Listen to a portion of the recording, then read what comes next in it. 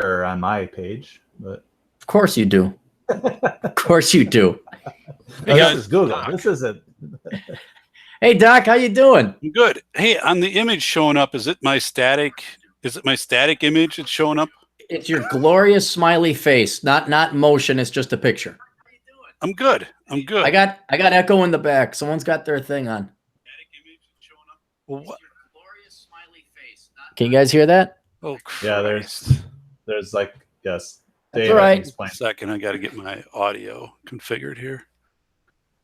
You guys have the worst luck with those computer. Doc, you got a new computer yet or no?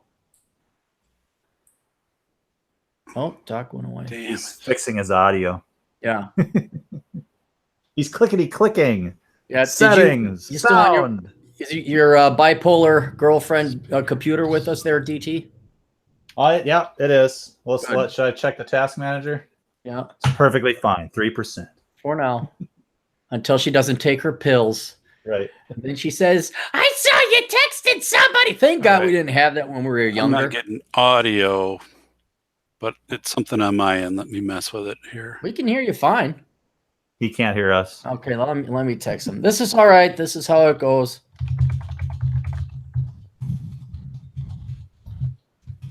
John Steele should be joining us soon. When you type, it sounds like a timpani. What's a timpani? Okay. Those big drums. Oh. Can you Can you hear us, Doc? Yeah. Can you guys hear me? Perfect. Perfect. Okay. So, yeah. I got the settings right now. Wonderful. You got a new computer to replace your $18,000 Cray supercomputer that you had go flat on you? I had it fixed. It was competing programs. So she had to take some stuff off and do some work in the registry. But thankfully, like nothing with one of the solid state drives or RAM or anything. No hardware. No, that would have really sucked. And then I had to go to a wireless or a wired keyboard because I was getting too much interference with my wireless between everything else I'm running down here. That was part of the problem too. So it's all good. Like it could have been a hell of a lot worse. I was expecting some really bad news, but oh, I got saddled with a $5,100 water bill this past week. How the hell did that happen? Water main broke. Just July is the month of shit. The Scorpions were a pleasure. At least there was some fun in fighting the Scorpions. But when your water main goes, it's like, God damn it, now what? So they charge you what?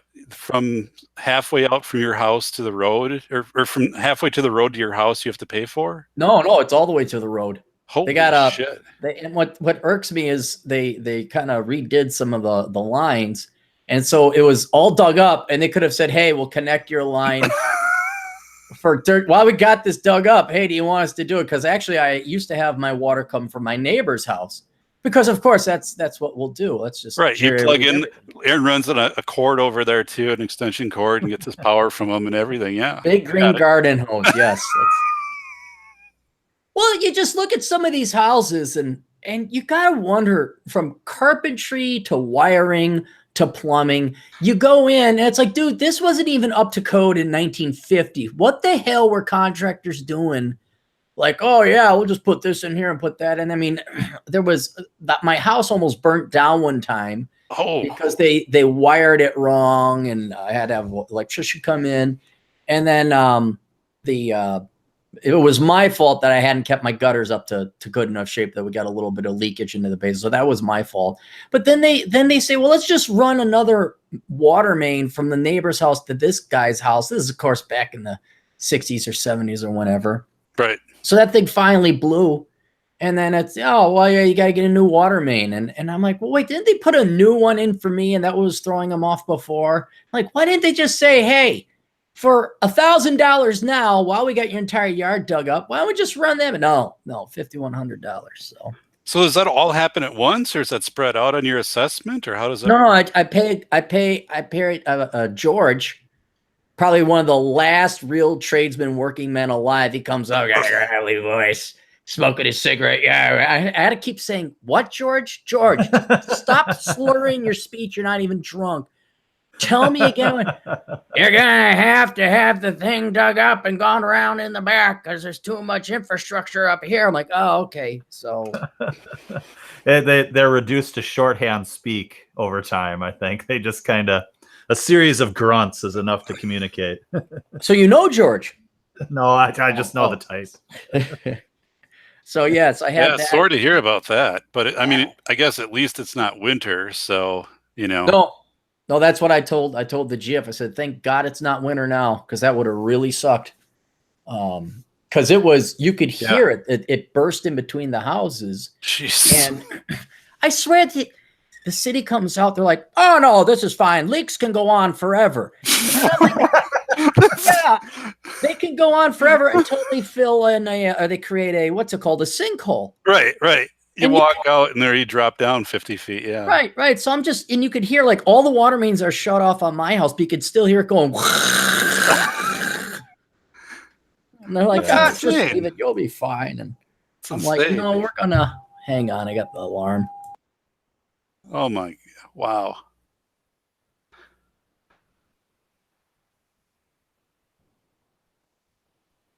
All right, I'm back. Oh yeah, your hourly tornado. My hourly tornado, Russians, feminists attacking. Of course. Air raid. Oh, but yeah, so there's that, and then I got a call from my buddy down in Vegas, and he's like, "Oh yeah, I don't think the vacuum on the pool is working," and then the what else went?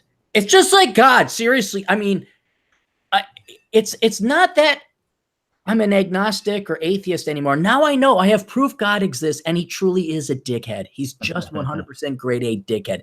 Because then all of a sudden the garbage disposal goes. I'm just thinking, like, what the fuck is next? What the fuck is going to be next?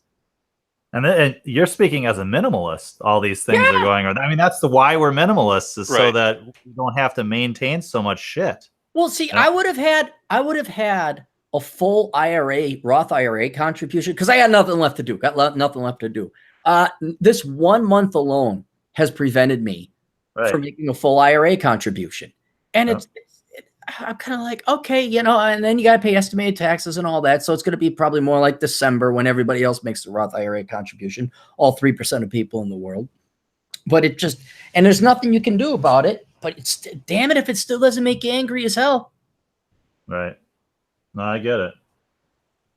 Oh, and then what I was complaining about before, because that's all this show is really about, is me complaining. So I got to fly to like 4 different events between now and the end of the year. One of which is an author meetup. Another one is a wedding. And then I got to go to Vegas. And like I was saying before, it's all great when you're 21 or something. But I don't know about you guys, but I'm kind of tired of traveling, like for non-fun purposes. Yeah. I mean, I love the bunker. The Hunker Bunker is called the Hunker Bunker for a reason. I mean, Mrs. DT does all of our fun planning, because I'm perfectly content just, chilling, hanging out, why bother? And the part for me though is, I don't know if you guys find this to be true. Every time I go out on the road, someone almost kills me. I mean, it's like every single time. Oh, there's somebody's not paying attention, cuts you off, whatever. It could be a little trip to the grocery store. I gone anywhere for a week, and I head out the door, and I'm gonna go, brave the freeways, and it never fails. Someone almost kills me every single time. Like family road trips, or you just going down to the bar to get a beer or something? Yeah, it could just be a little trip. It never. I mean, I'm working again, and it doesn't happen when you're going to work. I think people who drive during commutes are better than people not driving during commutes. I mean, when you're on the roads, when no one else is on the roads, it's like people think that they can just do anything, and the worst drivers come out when there's no traffic.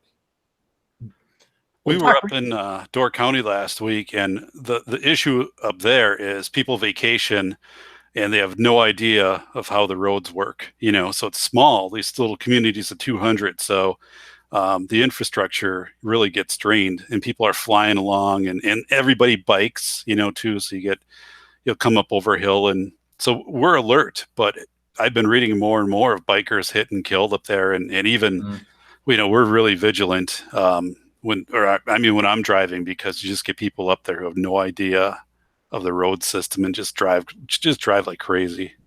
Were you up there for work, or were you up there for vacation? Vacation. It was nice. We did Canna Island Lighthouse and 2 other range houses, Bailey's Harbor, that were built in 1869, and I think Canna was 1874. And they pulled you over in like a hay wagon with a tractor, because the causeway is flooded over because Lake Michigan is so high. So they, it's a couple feet over, so they have to take you from the land. The whole lake is a couple feet over? Yeah, didn't you? It's at like a 13-year high right now. I think one of the third highest in recorded modern history. And Superior is, within the top 10. And what was it, like 5-6 years ago? It was, record low, and they were talking about people having. But now, it's at one of its highest points. At least in modern time. But yeah, we've gone up there many years, and last year the causeway was flooded too, but this way this year it was definitely higher. So yeah, out of 130 years or 40 years that it's been active, the causeway has typically been able to go over it 99% of the time, except just a handful of years. But I had no idea it oscillated that much. I don't know the reason why, if it's all rainfall, if there's just the change in water table, or what's happening. It was Cappy's broken main. That's what. Yeah, that's your water bill right there. Just filled up Lake Michigan. I lapped my daughter turns 12 on August 11th, and I lapped her 3 times on the go-kart track. So yeah, I never let my foot off the accelerator. Like, I just use my sheer strength to turn. So my car, around every corner of the wheels are just, I'm sure the guys that are running the place are like, dude, come on, don't do this. And then, I'd sneak up on my daughter, and then the instant I had a chance, is boom, fly by her.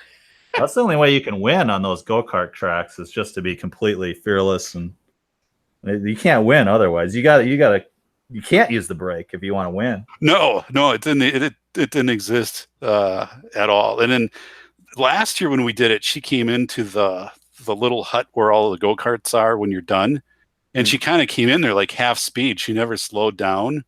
So she slammed right in the back of another. She was okay, because it's just go-karts. But I was like, Jesus, don't. It's like, you gotta slow down coming into here, But it was fun, We really had a good time. The weather was nice. Went to Packer training camp, and I got locked in the parking lot. How do you get locked into the parking lot? What, Lambeau Field? Yeah. So we pull in, and most of the parking lot is empty, and I'm thinking, this is unusual considering it's training camp. But they had a lot of these stages they were taking down, so it seemed like the day before, they must have had concerts going on for something. So obviously the overhead stuff they're taking down, and one of the side gates is open. So I go in, and then I park, where typically I'd park for a game or something like that. But there's only 2 other cars. And I'm like, this is just really weird, but maybe they're just opening this up right now. And we go over to the training camp, and we're walking back from training camp. And that was actually weird too, because as we started to walk back, we're not like big fanatics. We're not the people that run up to the players and sign this and sign this. Like, sure. We're just, so I have like a nicer Packer polo shirt on and tan shorts. So I kind of look a little bit like, if I was on the field, someone might say he's somehow affiliated with the team, like into marketing or works in the front office somewhere, and so we had players wrap around us as we were walking back to the stadium, to the pro shop. Wait. The actual Green Bay Packers? Yeah. So they get out, and they kind of wrap around us on the road, and we get funneled into this like 8-foot wide kind of fenced in area that goes up to the locker room. So we're walking with the players, and I'm like, well, this isn't right. like we shouldn't, and people are all on the outside, like high-fiving the players and taking pictures. And I'm like, and finally about 100 feet up, because I'm just looking for a way out of this. Like Clay Matthews literally is walking next to me with some kid carrying his bike, and stuff like that. And I'm not, so finally one of the Packer personnel comes up and says, "You're not supposed to be walking in here." I'm like, "Dude, I totally know. Like we got, I want out. I want to get a pro shop." And of course it's me and my wife and my kids who have Packer jerseys. So we're benign. So he's like, "Okay, about 20 feet up ahead, the radios, they have a little opening." And then we just like went off on this side, no big deal. But then we get done in the pro shop, and I come out, and the entire parking lot is locked down. And then they have the bollards, so you can't like do the old work around the stadium, the exits that you used to do in years past. So I'm driving, and literally like forklifts are driving by me and all this other stuff. And I'm like, there's got to be some way out of here. And finally, I converge on some dude, some Packers, guy on not a go-kart, like a golf cart. And I flag him down and roll down the window, and he goes, "What are you doing in here?" I'm like, I said, I parked in here, and I'm trying to get out. I'm like, the gate's locked. He's like, "Oh God, I'm sorry." He said, "We just opened it to let some semis in, and we must not have shut it right away." And he's like, "Follow me." So I drive down to this other part of the stadium, and he lets me out. And oh man. But honestly, like I almost got hit like 3 times, like by a forklift, by a guy carrying 2x4s, like just shows up out of nowhere, almost hits the car. And then a semi almost backed into me. And I'm driving literally around like turf, that's field turf that's out there. And it's like a video game. But hey, speaking of green, guys, Green Bay. Yeah. You got your first super chat donation there, Cap. I was going to save the good news till later, but yes, we have super chat enabled. You got your first donation of $6.66. $6. I know who that is. That's Atham. Is that him? Yeah, of course. He owes me. So I went down and visited him. Did my motorcycle ride from Vegas up to Seattle, down back to through Reno, and Atham is a connoisseur of pipe tobacco. So he's got his pipe, and he smokes pipe tobacco and all that, and say, I'll get some cigars. So I go to like the one cigar lounge that's open in Reno. Reno, by the way, is a shithole. If you're ever thinking of going, don't, you can skip Reno. So I find this like, okay, they actually have cigars. They're not a head shop with, marijuana paraphernalia and bongs. Cause they'll say, yeah, cigar shop. You walk in, there's no cigars, but hey man, do you want some vape or do you want like a bong, man? And you're like, no, I just wanted fucking cigars. So I got some cigars. I go up and there's Atham, and everybody's really excited and happy. We had some other people kind of meet up with us, and we all went around Lake Tahoe. I left the damn cigars there before I forgot. And so Atham sends me a picture like no more than 2 days ago. And he's got a cigar. And normally when he takes a picture, he's always got that smug, I know better than you face that you guys, I don't know, Doc, if you ever met Atham, but DT knows Atham. Okay. He's kind of got this like always one eyebrow closed, kind of like, yes, I'm a couple steps ahead of you. His smug face was even more smug than that. And he smiled. I said, what's different about this picture? He looks like even more of an asshole than he normally does. What is? I'm like, son of a bitch, those are my cigars. I said, hey, are those my cigars? He says, well, they were your cigars. I'm like, Atham, Newman. It's just like, Newman. So well, he's a pipe smoker. I used to smoke pipe, and he's really into that, isn't he? Yeah, he is. He knows his stuff, and he's got like all different sorts of pipes. His old man is too. I'd like to inevitably get to meet his old man, but his old man makes pens, and woodworking. He also makes his own pipes. His dad does something else. I got the pen he made me right here. Yeah. No, he sent it to me. I forwarded it on to you. His dad is crafty. He's not just like some schmo who does normal things. He's an artisan or artsman of some kind. But I'd like to meet. And then like it's always fun over at the Atham household because when his family comes visit, he took his grandpa, I think, shooting guns out in Las Vegas, and they did all this fun. It was like they're on this really cool field trip. Like if you had a cool school, they'd, you'd want Atham to be the principal. It was like, yeah, we're gonna go shoot guns, we're gonna go to the casino, and then we're gonna go here, and we're gonna go look for caves. Another super chat with a question. That's what we're doing this. That's why we're doing this, right? We are. I'm kind of. I don't know. I can do this. If it comes in, I say the question, right? Well, hold it, young Padawan. I know you're all very excited here, but there's going to be some rules. John was tentatively going to join us, but I didn't hear back from him. So you will now be the keeper of the chat room. Okay? That's too much responsibility. But let's go ahead. Yeah, with the super chats, let's go ahead and knock out the.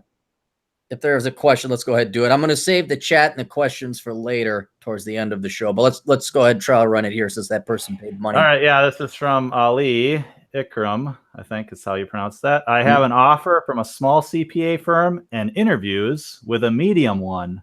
What is a good pay rate for the small one, and should I take it? Well, it depends where it is. I mean, yeah, Right. if you're over in, if you're in New York, it's obviously going to be a hell of a lot higher than it is, say, Dubuque, Iowa. Right. Yeah. I mean, there's no way to tell. But I would almost hold off for the medium-sized one. I mean, it's okay. See, I'm sort of going through this too. I mean, if you have an offer, you can always take it and then still interview with the other one. I mean, there's nothing stopping you from. I mean, you should always be looking anyway. So I don't know if you agree with that, Aaron, but I did a consultation yesterday. Did Asshole Consulting. Where the guy had that Delaware. He said he's in Delaware. Delaware. Okay, so what, Wilmington? That's got to be somewhat pricey, I'd imagine. I don't know. You'd have to look it up. I'd say if it was Minnesota, Minneapolis, I'd say 55, 50 as a CPA. But Wilmington, Delaware could be. There's cost of living adjusters. What he could do is take national starting salary for CPAs and then go look up COLA adjuster, and it should do a cost of living adjustment based on nation average to Wilmington, Delaware. But to get back to the original philosophical question, I told the kid, I'm like, dude, these employers will screw you over and lie to you, as you're fully aware there, DT. Yes. And I've had employers renege on offers they gave me. I had employers completely lie about job descriptions. You have no loyalty. None to employers. None. Yeah. And if they wanted to keep you, they would have offered you a job you couldn't refuse. And so if the small CPA firm is going to lowball you and pay you whatever 40 grand, I guess would be lower nowadays for a CPA. I'm not sure. Yeah, go ahead. You need to eat. Go ahead, take it. And then if 2 days later comes by, like, yeah, sorry, it ain't working out. I got a higher job offer, and they can fucking sit and spin for all I care. Yeah. What do you think about small versus medium versus large? Starting out, you want to go large, established, blah, blah, blah. But in the realm of CPA-ship, like, you can have reputable small CPA firms and they're stable. I just remember like startups and .coms and all the small startup businesses when I worked in banking. And it's like, no, don't fuck around with these startups. They're just, small business owners are morons. They're freaking morons. They're inept. They're incompetent. I mean, it's not to say that 2 out of 10 don't make it and 1 becomes incredibly successful, but well, you remember DT, maybe not so much because of the .com days. And well, Doc, you're the same age, you probably, but sure. All these people were going to go work for .coms back in the late 90s. Oh yeah. And, they'd get a job offer at Wall Street. No, I'm going to work for a .com. Well, where are they now? 98% of those things went out of business. So I always go with, and I worked for a .com that went out of business. And as early on, get yourself a stable company, pay off those loans, get some work experience under your belt, but be a whore. Be a whore. Take whatever, take the highest paying, best job you can. Well, yeah. And I think negotiate additional certifications and things like that into the package. That's what I always used to do. Like, I'll do this, but you will also pay for, these classes I'm going to take, which will pick up this certification and this and this and this. And they would usually go for that because, a gamble on theirs, they'd roll a dice and say, you might not even complete it. So yeah, we'll put it out there. But I picked up a lot of certifications and stuff off the employer's back. And little did they know you were the Dr. Perodin. Yeah. Little did they know that. And just to give a plug, yesterday or 2 days ago, I interviewed Charles Mack, who left U.S. Steel for a position with the University of Pittsburgh, their medical center, and he's an IT guy.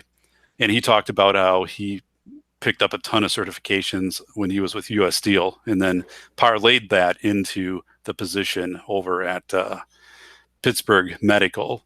So, I mean, good for him. And he knew what he was doing. Anything that they offered by him, you know, do you want to get this? Do you want to get your certified ethical hacker certification, which sounds pretty rough, but yeah, he went for it. And I think those things are out there too. So, you know, look at that whole package. But yeah, bigger companies definitely going to have they'll have more leverage on insurance and things like that to help you when you're starting out too, you know, for your insurance coverage. But I guess if you're single, it's probably not that big of a deal. But if you have a family, until you can leverage that. Hey, if all these asshole employers are going to demand CPE and Masters Preferred and all that other shit, then they can pay for it. That was my perspective too. Yeah, I mean, and thankfully at this stage of the game, I mean, there's nothing I have to get as additional certifications. But yeah, I was like, you want it, you're paying for it. Well, and then if Ali is still listening and everybody else, just so you know, when we're talking additional certifications, we're not talking diversity certifications or how to be touchy-feely, diversity or sensitivity training. We're not talking about sexual harassment expert, you know, get like real hardcore. Well, what's the CPAs? They got other stuff. You can get tax certifications, audit certifications. CME. Yeah, I'm sure there's a lot of additional branches you can go off on that though, right? I mean, if Chad was here, he could tell us, but yeah. Chad's in love. Oh, Chad, God. he's got a looker. You guys are we could pick on him and talk about him behind his back, of course, because that's what assholes do. No, he got himself a good looking gal. And what now? Honest to God, who is it? Who gets the? You know what? God damn it! I can't shut this goddamn thing off. Hey, we got another question. Okay, hang on. I'm going to create a new rule here. Bitch. Okay, yeah, just tell me how you want me to handle this. Hang on. Let's wait for Doc. It's a research. Who you going to vote for? Firm. I thought. Anyway, sorry. We're going to create the curse jar. It's going to be a metaphorical curse jar. If there's any interruption, whoever has the last unprofessional interruption in the podcast, including myself, has to pay whatever super chat money is into the kitty. Wow. And then we divide it. Whoever, I'll figure out something like that. There we go. That'll make sure everybody's phones are off. You have to match the super chat money. It's gonna be tough for There's gonna be no guests on your show from here on out. I'm always looking for the angle of the super. Oh, sorry, but yeah, it's a phone that's up on the wall here. So. Oh, you got a landline still? Yeah. I know you're in Wisconsin, but I mean, and I know you like your 1960s bomb shelter, but you know, you could up. You don't need. Do you need a landline? Probably not. Oh, all right. No, it's part of the charter package. I got to revisit that too, because every time charter is on TV, they're like $19.99 a month for whatever. I'm like, what the hell? I'm paying, you know, in my package with them. But you know, if you're an existing customer, they screw you over. You can't. Yeah, they don't care. Get that. Yeah. So I'll have to play hardball. Dropping you. I'm gone. There you go. Cut the cable. All right. What's the question they got in the chat room there, DT? From Krillin876. $5. $5. Well, that promotes them right to the top of the heap. All right. So, Cap, would you tell, and I don't quite understand this. All right. Cap, would you tell a guy behind you in Panera Bread that he is falling for an MLM scam when scammer goes to bathroom? Oh, I see. Maybe what does not that in mean? line. Okay, what he's talking about, this is probably, he can maybe clarify it in the chat room. He was probably at Panera Bread, and he was probably sitting down, and there were two people having a meeting, one of which was a MLM, multi-level marketing guy who wanted to, like, you know, Quick like Star, Quick Star or Amway, right? Yep. Hey, you can sell coffee cup. Yeah, exactly. Zippy things or whatever, you know, whatever. Mary Kay, yeah. Right, and and yeah, if he wants to be a good Samaritan, I would, because here's the problem with those. Yeah, I would say yeah. With those multi-level marketing plan programs, they really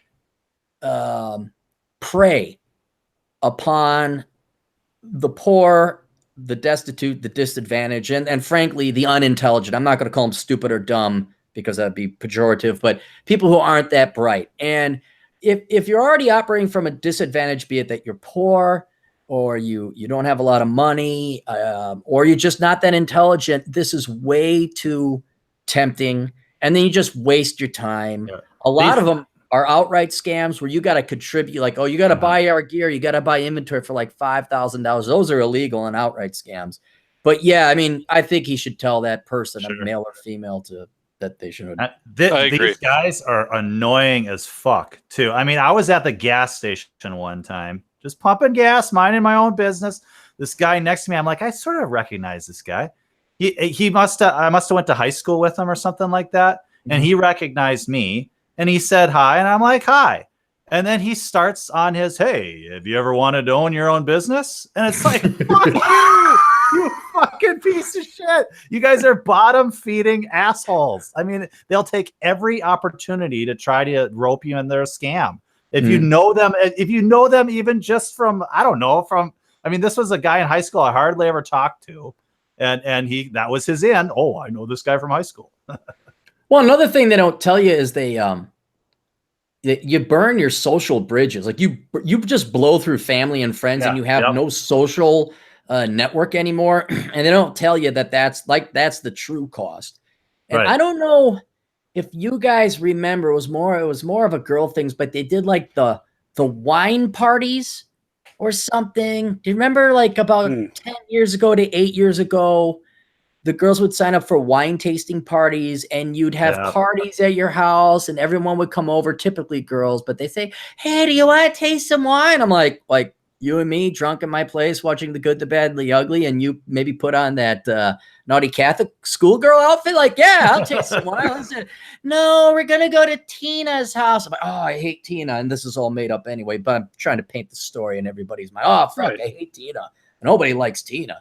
But she's having trouble, and she's going to start her own business. I was like, no, it is not your own business. This is, you're at best a contractor, a low-level contractor. You're that row on the pyramid. You're that row on the pyramid. Yeah, you're that row on the, or there was another one where you would sell makeup. Oh, there's Pampered Chef. Pampered Chef, yes. So there was that whole spate of them where you could sell your own makeup line, you could sell your own Pampered Chef, and you could do this, you could do, and they always said that is like, well, I'm running my own business, or she's running her own business. I say, and stupid male me, stupid dumb Aaron, I'm thinking, like, is she freelancing for computer programming on the side, or maybe is she, I didn't know she had any entrepreneurial spirit within her. I'm very curious to see what my friend Jessica, which isn't her name, started. Like, yeah, I'm selling my own makeup line. I'm like, you make your own makeup and import it from China? And said, no, it's part of this larger company. Mary Kay? I get a pink Cadillac if I sell enough. Oh, Jesus. All just to avoid going and majoring in math. All just to avoid the maths. It's crazy. I mean, it does, I've got a few family members, or one in particular that does that. And you sort of just get guilted into it, like, well, yeah, you're trying to help them. It's like charity almost. It is. Right. Yeah, I'll buy your specialized cheese. I'll take one block. I don't want another block. Just give me this one. Hope that pays your kid's way through college, which it won't. I've got a question here that's not a donation, though, but I was curious what you thought about it, too. All right. Is it sort of the big news of the day, Cap? All right. Well, Alex Jones getting banned by everybody. Do we have to talk about adult shit now? I just think it's very timely. I mean, it's something that you worry about. I think why this podcast exists. Yeah. I think it's a big development in this whole kind of. I agree, and I think we can bridge that too. Of Stefan Molyneux and Lauren Southern had their event shut down an hour before it was supposed to start in New Zealand. Oh, so everybody was there waiting to go in, and they shut it down. And now basically they're deplatforming them everywhere they're going. Who's they? Is it the venues, or is it the venues? But okay, so it's the venues, not the government. But the venues aren't. But it's probably the government is influencing the venues, coming in and saying, hey, we're not providing police protection or whatever, and you're on your own, and the venues then are canceling. That kind of happened to Cernovich, back when he was doing that stuff in DC. But yeah, so it's a tactic that's working right now. But anyway, yeah, to go into Alex Jones, and then if we want to bridge it off, but I was thinking, because I watched a couple interviews yesterday with Southern and Molyneux, and they both were kind of saying, yeah, if this is the strategy, it's going to be really hard for them unless they hire their own security to really, do these events. They because can hire my buddy and me, and my buddy runs a security team. We'll put it together. I just want 75% of Laura Southern's income because she didn't earn it. I want her looks income given to talent. I'll say I'll protect your ass, but anyway. This is really bad, though. I mean, it is though. I agree with you, DT. I mean, the Alex Jones, when I saw that, I think it's really he predicted it's really scary.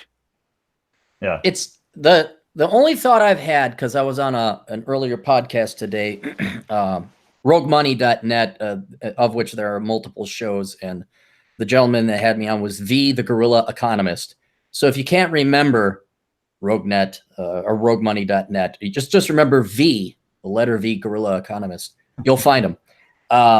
We're talking about that on his show. And you know what? I was golfing when I heard about it. And this gets right back to the enjoy the decline, because what are you going to do about it? Alex Jones, what I want to know, intellectual curiosity, is exactly what were what videos, or what did he do? What did he say that resulted in him getting deplatformed from multiple platforms within hours of each other? What did he say? And I'm not going to say documented. He's documented basically. I mean, he's predicted it because he's been watching how basically he's been deplatformed for things he didn't say. What's happened is that the media has been relentless in basically lying about him, basically lying. And it's sort of like, I think we talked about it last week, where Donald Trump says there are people coming into this country illegally. Some of them are rapists, some of them are murderers. Mm-hmm. And suddenly that became, he's calling all Mexicans rapists and murderers, right? The same thing basically happened to Alex Jones. And so that was their excuse then to deplatform him. All right. But, so whatever he said or did not say, I want to know. I'd like to see what was it? What were the videos, YouTube? What was the thing, Facebook? What was Apple? What did he say that violated it and broke it? And then I could go ahead and judge. But again, I don't care. I'm enjoying the decline. My life is too damn short. I can almost already predict where this is going, because they will come back and they'll say, well, we can't really point it out, blah, blah, blah, which gets back to Dr. Perodin's point. This is incredibly scary, because I didn't listen to the Alex Jones show tooth and nail. I was a fan, but last I remember, he was just kind of like this goofy conspiratory theorist. Right. And he never really used the N-word or said, we got to kick non-whites out, or he never took some kind of, he'd take a loopy position, but nothing that I would say would qualify as genuine racism or bigotry or whatever else like that. And so since this is, yes, he is far right, but not hate right or whatever. Well, we're only a couple arc seconds away. And if he's going to go, well, then they're going to go for that one. And Overton's window will slowly move to, quite literally, unless you are leftist, these companies will deplatform you. Right. Now, that may take 5 decades, in which case I don't care. I'll be dead. And I hope all your children have a lot of guns and a lot of good scramble cover tactics. But I can't care, because it's not in my control. It pisses me off. I would like to see everybody. I've made this point before. I'd like to see all, not some. About the only thing I would say I don't want to hear about is pedophiles. That's the only thing I don't want to have a platform. But I want to hear communists. I want to hear terrorists. I want to hear the Black Panthers. I want to hear the KKK. And not only because as principles, everybody should have the freedom of speech, but for other reasons, namely, well, it's a lot easier to find out if a terrorist attack is coming if the fucking terrorists open up their yaps. Right. It's a lot easier to find out if you could see who the communists are. It helps out the FBI or all these other people that are trying to stop, or one could even make the same argument that for pedophilia, You could track down the pedophile rings and the child prostitution rings. And then the other thing is, I already know what the economic, philosophical, and political arguments are for freedom, low taxes, free markets, and general economics and stuff like that. It's boring after a while. You know what? I'd like to hear what the Black Panthers have to say. If for any other reason, shits and giggles. I'd like to hear what the communists have to say. I'd like to hear what the rabid feminists like to say. I like to hear what the white nationalists have to say. If for anything else, true diversity of thought and entertainment. Don't agree with it, Right. but would still just be something different. And that is what really pisses me off on a philosophical standpoint is, well, and heck, we can go ahead. I got to pull up an article, but you guys go ahead. But see, you're an intellectually honest, curious person, and like you said, that doesn't have any power. These corporations, YouTube, Google, Facebook, all of them, they have tremendous power, and they started these things as, you know, kind of portraying them as the public square, and now, and it's 100% proven now that they are selectively not allowing people into that public square based on their politics, basically. Right. And yeah, I think it's a really, really bad thing. I hope somebody with power does something about it. I Republican? Think, yeah, I don't think it's. The comedy hour with DT. Yeah. I don't expect that to happen, but they're moving pretty quick here. I mean, the thing about this Trump election is that, and people have said this, it seems like we didn't win. I mean, with everything going on, it seems like Trump didn't win, that they just keep moving forward in this effort to basically take over. Well, and they know that most of humanity is the herd.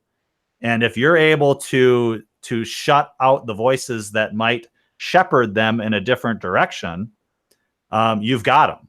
And that's what's happening. So if there was, and this is where, one of the rare times I may actually call up my congressman and say, are you guys going to do anything to protect the freedom of speech?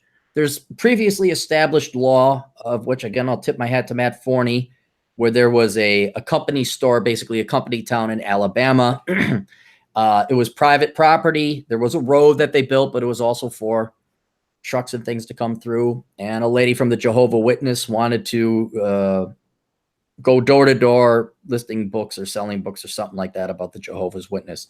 They said, you can't do this. This is private property. But then they came down with the ruling that Dr. Perodin now has to match up two super chat donations because of that phone that cost him $25 a month. But what the ruling ever so shortly was, it's like, look, if you have the public forum or the public square, and there is no other opportunity, you have to allow people the freedom of speech. Now, at any point in time, one of these conservative nonprofits that are managed by a bunch of dipshits with their feet up their own ass, or the Republicans who are too busy trying to ask, has anyone seen my balls recently? Where are my balls? At any point in time, someone could actually go to the courts and start breaking it up, trust busters, starting to say, you know what, Google, you got to allow for all this stuff. You are now acting like a monopoly. They could do that, but you know, they're not. And I know this sounds so petty, but this is how little faith I have. Again, this is why I wrote the book, Enjoy the Decline. It's not worth my time to go down to the congressman's office if he or she is in town, knock on the door, because I'm going to talk to some dipshit political science major who's interning, who knows, sucking my congressman's dick. You just don't know. And I say, this is very important. I need to talk to the congressman. Well, he's very busy and we have the staff. Would you like to talk to the secretary? No, I'd like to talk to the congressman. Or I could write a letter, and it's just going to be a waste of my time. It's going to be a wasted half a day. Complete waste. Complete. Yeah. I mean, this is the lunch counter, though. This is exactly the same thing. I mean, how is YouTube, Twitter, Facebook any different than the lunch counter of the 60s? Oh, you're not letting us eat at the lunch counter. I mean, we should start hanging up signs. Hold it. You lost me. What do you mean lunch counter? Denying blacks the right to sit at the lunch counter. Right? Oh, okay. I mean, it's civil rights. It's the Civil Rights Act. That we're not your kind ain't allowed here. You can't eat here. You're black. We should start hanging up signs where it's wasn't it like drinking fountains would be coloreds and then whites or whatever, right? They'd hang signs. I know. Would have to drink out of this fountain, and the whites would have. We should start hanging conservatives. Conservatives, you need to be here. But everybody else can be here. It's just it's maddening to me how simple it is, and yet it doesn't break through to the herd mentality of how this is just completely 100% exactly what you people fought against in the 60s, and rightly so. You fought against in the 60s, and now you're doing the exact same thing. I mean, is this just revenge? What are you? It's fanaticism. It's ideology. If they had any intelligence about it, I mean, flip side it. Remember how the left lost its collective shit when Kennedy announced his retirement? Yes, because they're all freaking out. It's like, wait a minute, you changed the rules, right? And now it gets to be retroactively applied to you, and now you're freaking out. Well, now they're celebrating. I guarantee that the leftists are having communal masturbation parties right now because Alex Jones was taken down, and they think this is great. Well, what's going to happen another 8 years or whatever from now when when a conservative company, if they exist, decides, no, we're going to deplatform, or we're not going to serve liberals or Democrats or whatever else, or something equivalent to that. Yeah. And they're gonna howl and claim it's like, wait a minute, you've just destroyed the freedom of speech. You were celebrating it a little bit ago, and now you're panicked because the tables have been turned on you. And the problem is, you might have gotten a 60s intellectual to understand this. Maybe a Gore Vidal would understand this. But right now, there's no such thing as a leftist intellectual. There might be a few that are still alive, but they're old and they're dying and they're dwindling. The majority of, quote, intellectual leftists or leftist intellectuals are robots. They are ideologues. They do not have the capacity nor the desire. They are so filled with hatred for non-leftists because that's almost what their entire ideology is that any victory is a good victory, even if it completely warps the battlefield to the point it would, one, ruin the game of democracy, but then two, could be turned on them if the position is slightly different on the field. Yeah, I read, or I didn't read, but I listened to Gavin McInnes, Get Off My Lawn, this week, and the episode was about comedy, and he was saying, just how comedy has been destroyed by this hyper filter that you have to put into every single joke, every single bit, to measure what could be perceived as offensive and what could potentially end your career. And he said, it's become so strained at comedy clubs for these, comedians to come up and to do their bits. He said it's not even funny anymore because they're just treading on water. And I was talking when I interviewed Charles Mack, we were talking about the IT side of things, how HR can come to IT and say, shut down this person's email or files and whatever. And, we're doing an investigation because of a hostile work environment claim or something like that, which gets into almost this Alex Jones thing. But I think I was talking with you guys earlier about that.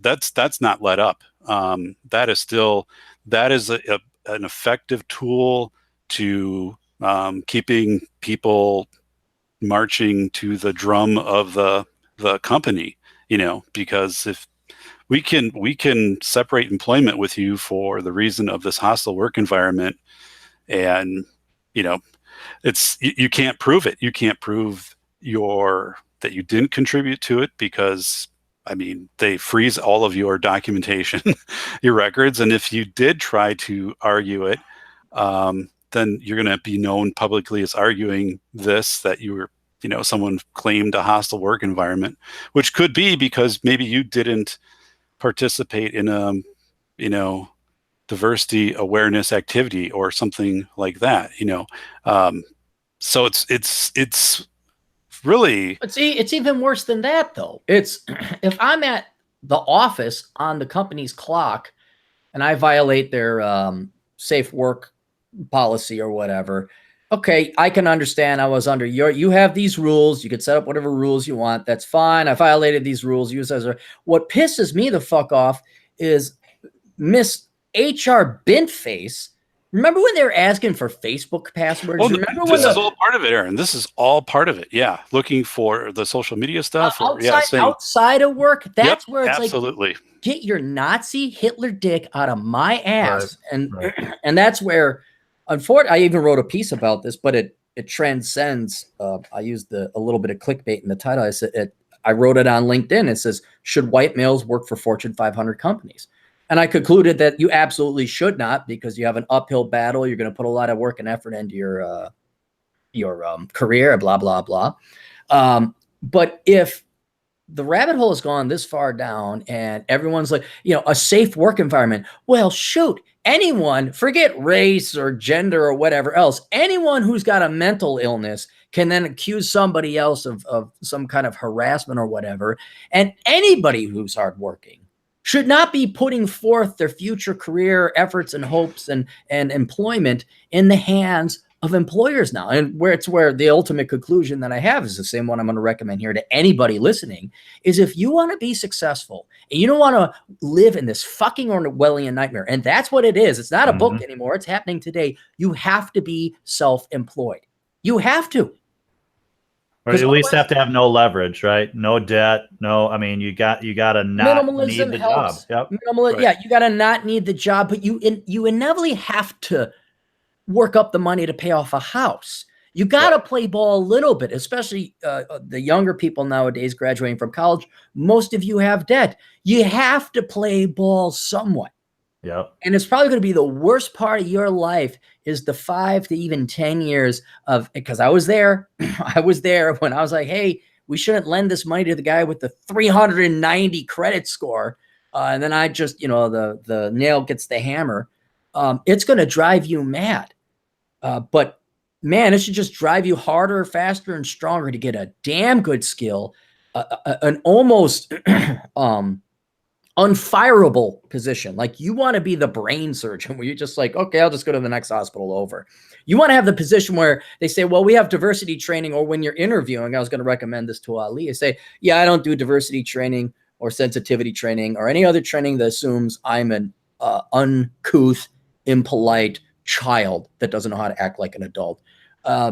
You almost have to be bulletproof going into that career, into the corporate working environment, pay off your debts as quickly as possible, get yourself some rental property or something, and then continue to be a minimalist. And then maybe around the age of 35, you're free. Right. But basically, it's we talked about this before on a podcast where in college, it's just kind of keep your head down, put up with the bullshit until you get your degree. That has extended now into your early working life. It just keeps extending, right? So now you have to keep your head down, put up with the bullshit, say yes, sir. Yeah. Okay, I'll go to the diversity training. I'll grab the rain stick and say that I'm a horrible white man. Just go through all the bullshit just to use that job for the money to get free.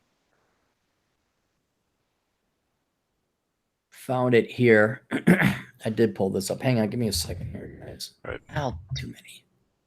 Yeah, I'm with you on that. I think another part of this, the side hustles, anything you can do to build up your wealth, get the mortgage payments and stuff like that.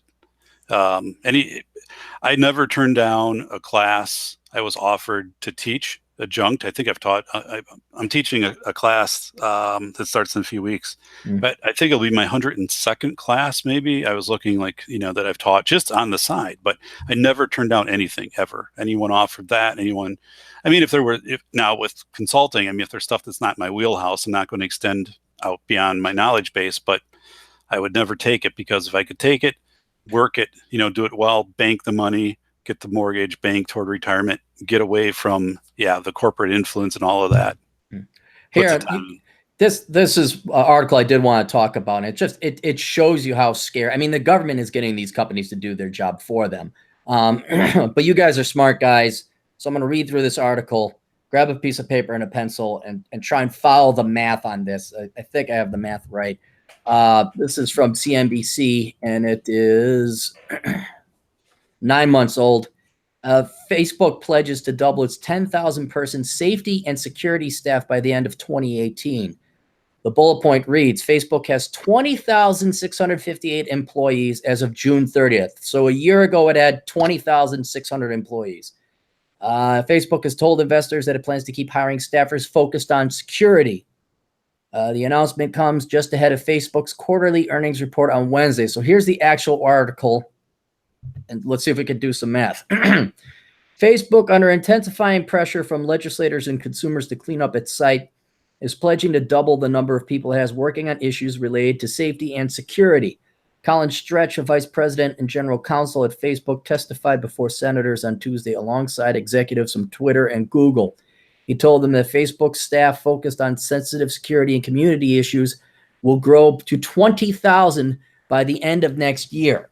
So I don't know if that's 10,000 people already exist. They're adding another 10,000. But listen, it sounds like to me. It sounded like they had a staff of 20,000, half of which were devoted to policing the platform, and they agreed to double that. So 2/3 of their staff are now just focused on, quote, safety. Right. Well, here's what is sensitive security and community issues. Now, what the hell does that mean? That means censorship to me. Yes, censorship. Oh, man, Dr. Perodin is paying so much money. Everybody donate to the super chats now. We want Doc to be like having to owe us like $2,000 or something. So I don't care what euphemism they call it. And I'm sure there is actual general cybersecurity. Like you don't want things hacked. You want people's, I got that. But community issues, this is that HR fucking doublespeak Orwellian raising awareness type of pablum where they hide it in. Just say censors. Just say censors. That's what it is. Yep. 20,000 by the end of next year. Today, across our safety, security, and product and community operations team, we have about 10,000 people who are working on safety and security generally, Stretch said during a Senate Judiciary Committee. His name is Stretch? Stretch. His name's Stretch? Stretch. Yeah, Stretch. Jesus. Is that his nickname? Wow. Hey, Stretch. You play first base? He looks like Anderson Cooper. Gay and gray. That's we have about 10,000 people related to Russian interference. We're committing to investing more and doubling that number by the end of 2018. So far as my math correct, they got 10,000 now. They're going to have 20,000 by the end of this year. Yeah, and it said earlier in the article their total staff, I thought, was 20,000 or something. So 20,000, 10,000 of which is already sensor related. So 2/3 is the math, right? 2/3. Yep. Okay. Yep. That's enormous. That's an enormous personnel commitment for Facebook. As of June 30th, the company had a total of 20,600 employees. The groups that specifically focus on terrorist content include thousands of workers broadly and 150 who spend all their time removing terrorism-related comment. Stretch only said. 150 are focused on removing terrorism. Right. Only 150 out of 10,000 back then. All right, here's some more math. Facebook has already said it would hire 3,000 content moderators to review and take down videos of violence and suicide attempts. Okay. The company has also previously said it would hire 1,000 more people to review and take down ads. This additional 10,000 is inclusive of a 4,000 already planned. The company said some of the new hires will be contractors. Boopy-doop-doo, and just some more conclusion about it. Contractors from DARPA or the CIA. I mean, what's it? Well, this is my question. From take away the freedom of speech and do quasi-monopolies have the right to do this? And should they do this? Blah, blah, blah. As a shareholder, I don't want 2/3 of the labor going to babysitting content. Right. Like if Aaron was Mark Zuckerclary, let's say you had Mark Zuckerclary, he's the new CEO. I'd be like, you 2/3 of people are fired. New policy. Put up whatever you want. FBI, CIA, police, fuzz. If there's pedophiles or some kind of genuine crime or some kind of terrorism, why don't you go ahead and use our Facebook platform and infiltrate those communities online? Terribly sorry. That's the way of the world. We will report pedophiles, but hey, freedom of speech, it's out of our hands. Like, you completely remove yourself from it. Change your term. Facebook is not held responsible for anything you post. You cut your labor costs by 2/3. Right. Right. And you're not even part of this. You're not part of this. You're not called to testify in front of Congress. Right. But that's not what they want to do. That just proves what they want to do. So, I mean, if two-thirds of their employee expenses are on censorship, that's what the platform is all about. Right. Anyway, right? Or politically, there's a huge political motivation in addition to the profit motivation of these companies. And it's arguably bigger than the profits themselves, as long as it doesn't make it unprofitable. I mean, you could say the same thing about Hollywood. Hollywood seems to have this hard-on boner to advance political lessons at the risk of losing money, like that slop, that abomination, Ghostbusters female or whatever, the new Ghostbusters. I actually started watching that, and I was in the beginning, I'm like, oh, it's kind of funny, and then at some point in the movie, I'm just like, this is awful. Just change the channel. I gave it like 10 minutes. It took about 10 minutes for me to turn the channel. Well, and think about, I'm not talking about the profits of this one film. What you actually liked the latest Star Wars movie, not Solo, right, DT? You actually liked. Yeah, I mean, I saw as a nihilist, I thought it was interesting. About half the movie I really, really liked. Okay. And then the other half I could understand why people got so pissed off about it. But in my opinion was, people had been clamoring for a non-teddy bear type of Star Wars movie, a non-Ewok, adult issues type of Star Wars movie. And they kind of got what they asked for, and it wasn't what they were expecting, I think. So. Well, whatever, because they have introduced politics, and I would also say they flooded the market with Star Wars movies. Yeah, it's like, what's the Assassin's Creed? Every 2 weeks, a new Assassin's Creed was coming out for a while there. But with their political motivations have cost multiple billions of dollars for Disney. And not that they might lose money on these movies. They haven't. I think every one of them has been profitable. Maybe Solo hasn't been. But they have so tarnished the reputation and the cachet and pull of Star Wars that now no one wants to see it, or nowhere near the amount of people. Because it was a given, adjusting for inflation, percentage of the population, percent GDP, however you want to measure it. If you came out with the Star Wars movie, it was a guaranteed billion-dollar blockbuster. Again, adjusting for inflation, GDP, all that other stuff, right? Now, I mean, shoot, it'd probably be on par with a Mission Impossible. Like the next Star Wars, whichever one it's going to be, they're never going to be able to put that magic back in the bottle. I think it's going to. Part of it was because they're politically motivated. They couldn't just make a fucking movie. They had to throw fucking politics and vagina into it. And the same thing here. What would happen if it was a truly free speech platform? What would happen if I wonder what the profits and the advertising and the revenues and the reach would be. Oh, it'd be amazing if everybody could. Yeah, it would be, if it was truly the public square that it is. I mean, yeah, it'd be a wonderful thing and would make tons of money. Right. Back to the Star Wars thing. It's not just the reason why the politics stand out is that it's because they've done a fucking shitty job of telling a story.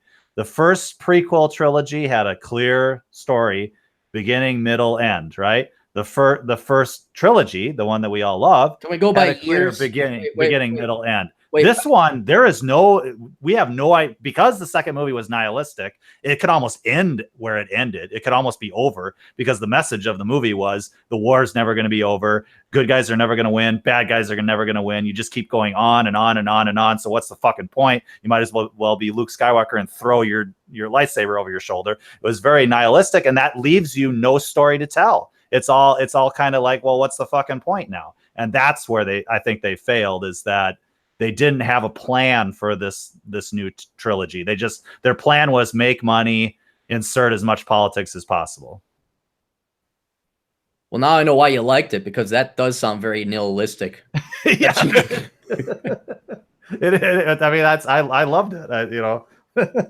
I mean, see, Doc's happy. Yoda burns down the fucking force tree or whatever. What more do you need to know? I mean, it's just Doc goes to South Dakota with his kids. He takes them to Door County. You get excited about a movie about hopelessness and futility. Yes.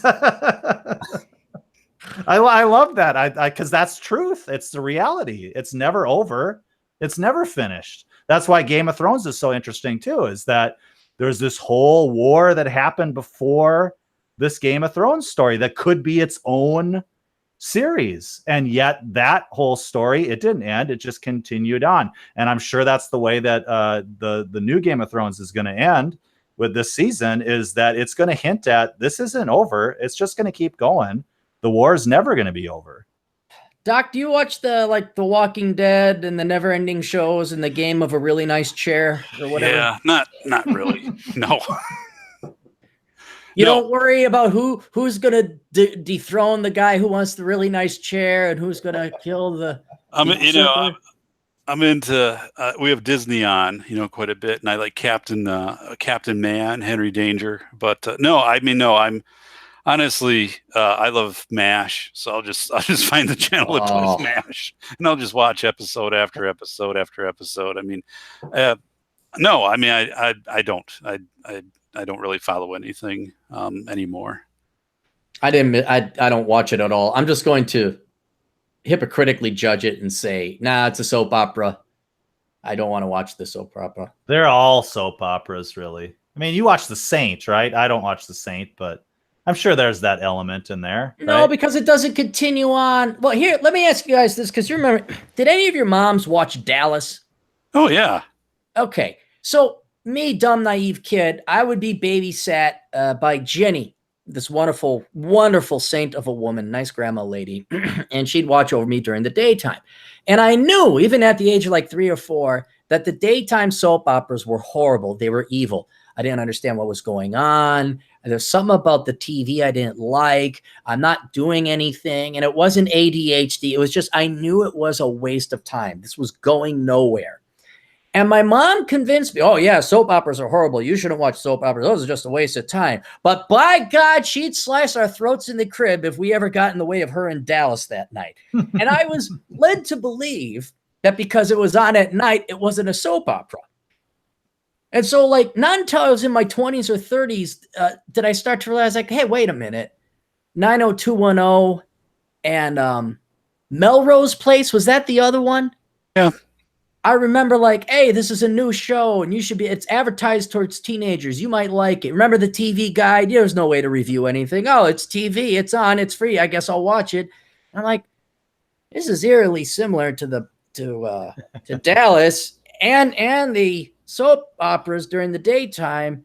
And I pieced it together. I'm like, wait a minute. These are all soap operas. These are all worthless. This is all a pissing away of time.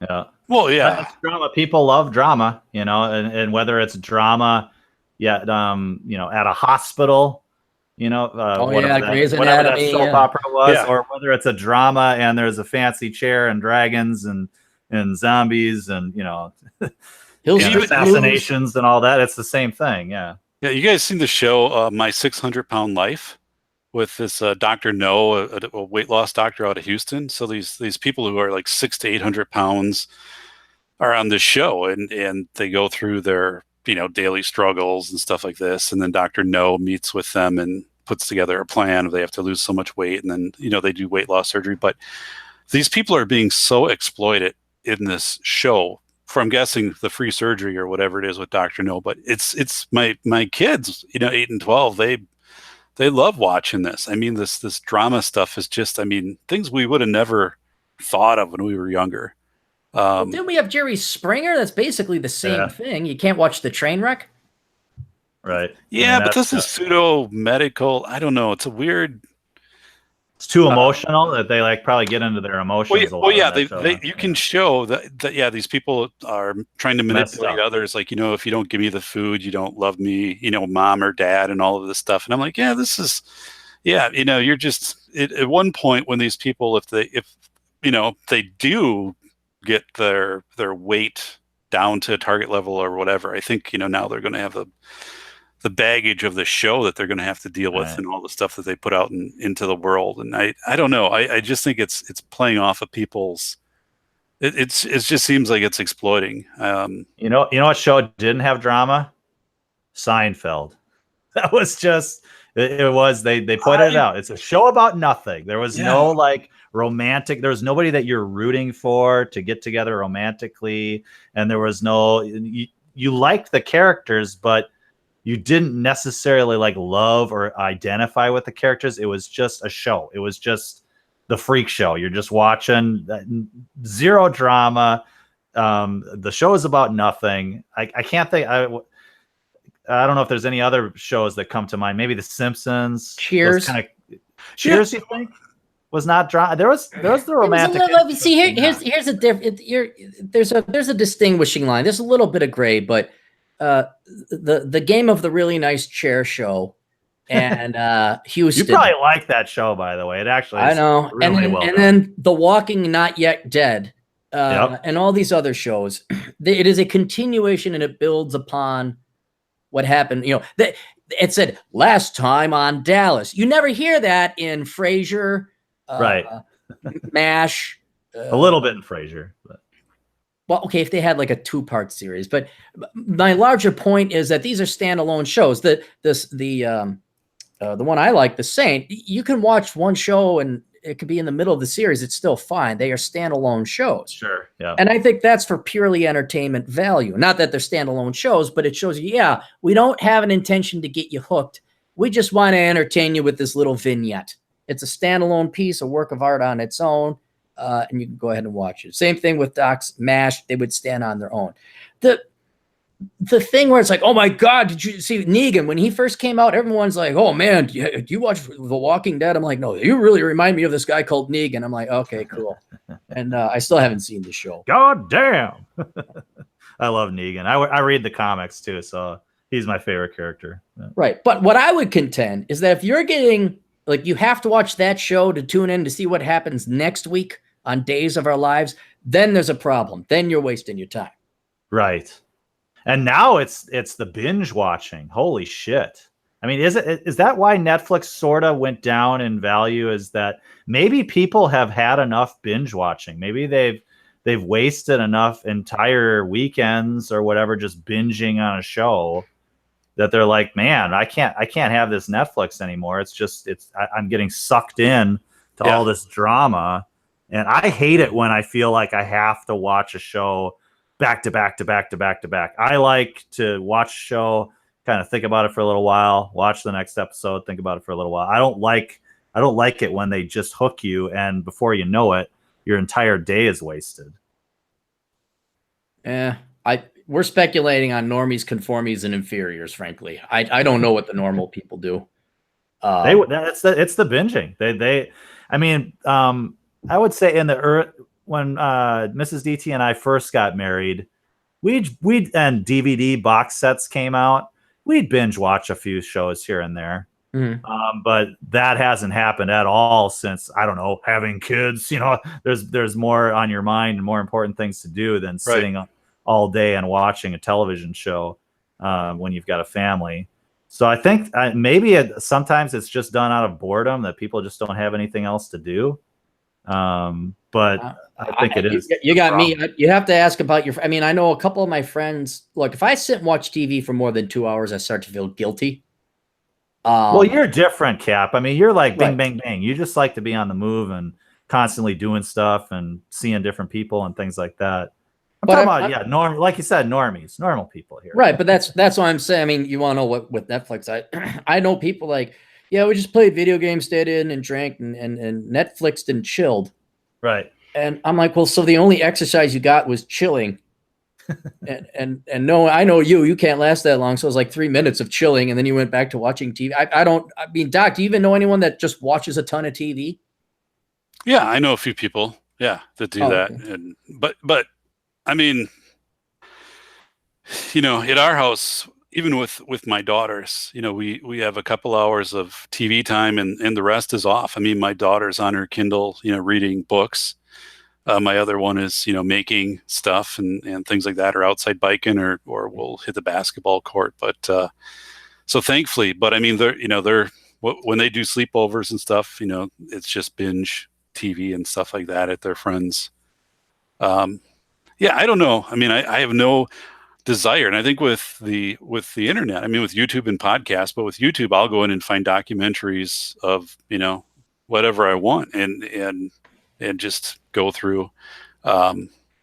So I don't know. I mean, I think there's a lot of alternatives if you're intellectual, but if you're, I guess if you're just looking, Andy Attic or something. Yeah. I mean, there's tons. You can get there's tons of good shows out there. I just don't have the time. It's just you got to choose kind of. I can only watch maybe one or two shows, maybe pay attention. And there are people that just, that's all they do is watch shows. Yeah. And there's so much of it now, and it's very high quality. The writing is usually pretty solid. You've got, film actors on, Netflix and things like that now. So it's a great time of creativity, but I think there's almost too much of it somehow. Everybody's trying to get their attention in their own way. And I don't know if that sort of creates a race to the bottom, or I don't know. There's nothing that's like a standout thing. Game of Thrones is a standout thing. Walking Dead was a standout thing. I don't know if there's anything else that's just like, you've got to watch this show. There's not too many of those anymore, but there's a lot of good quality across the board, and it's really easy to get hooked. Yeah, for a while I was hooked on Ghost Adventures, with Zach Bagans, and I watched that. Yeah, I mean, I was hooked because it's crazy and stupid and silly and it's fun. Crazy. And they also would talk about these places. I'm into history, so they talk about the background on the Jenny Wade house and stuff like this. I'm like, well, it's kind of cool, and going through that, and then the technology, and and I didn't really. I'm not really believing, what's happening and stuff like that, but it was entertaining. But I also thought they had a research side of it too, which I left there thinking, I know a little bit more now about, this location or whatever, some things that happened. So I didn't feel like I was being drained. It was engaging. And Zach was pretty cool. Now he's kind of. I that's my guilty pleasure is Ghost Adventures with my kids. We love watching it. I laugh all the time. We do too. Yeah, we do. They overreact. It's just, I don't know if I believe anything either, but they certainly believe it, and it's fun to watch. They had sometime you should check on YouTube. There was a kid who did a spoof of 5 episodes.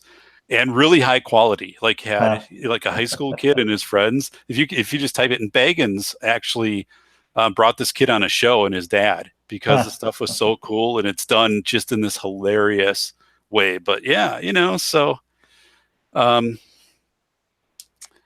don't know. My daughter's into Stranger Things, so it's kind of that show, yeah, of kind of like a paranormal type of thing, but. Well, I'm not besmirching or lecturing anybody. I don't understand how, but I've unfortunately gotten addicted to European history podcasts. Yeah. And then universe podcasts, I know a lot about Jupiter now. I know a lot about Jupiter.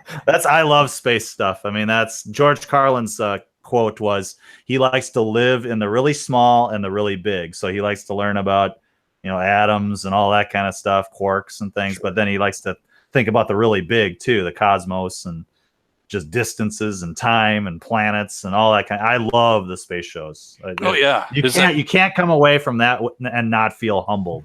I mean, you're just a speck on a speck when you really think about these cosmic things. And they do a really good job of them now on Science Channel and stuff. There's always really good visuals to kind of get you to try to imagine what it would be like.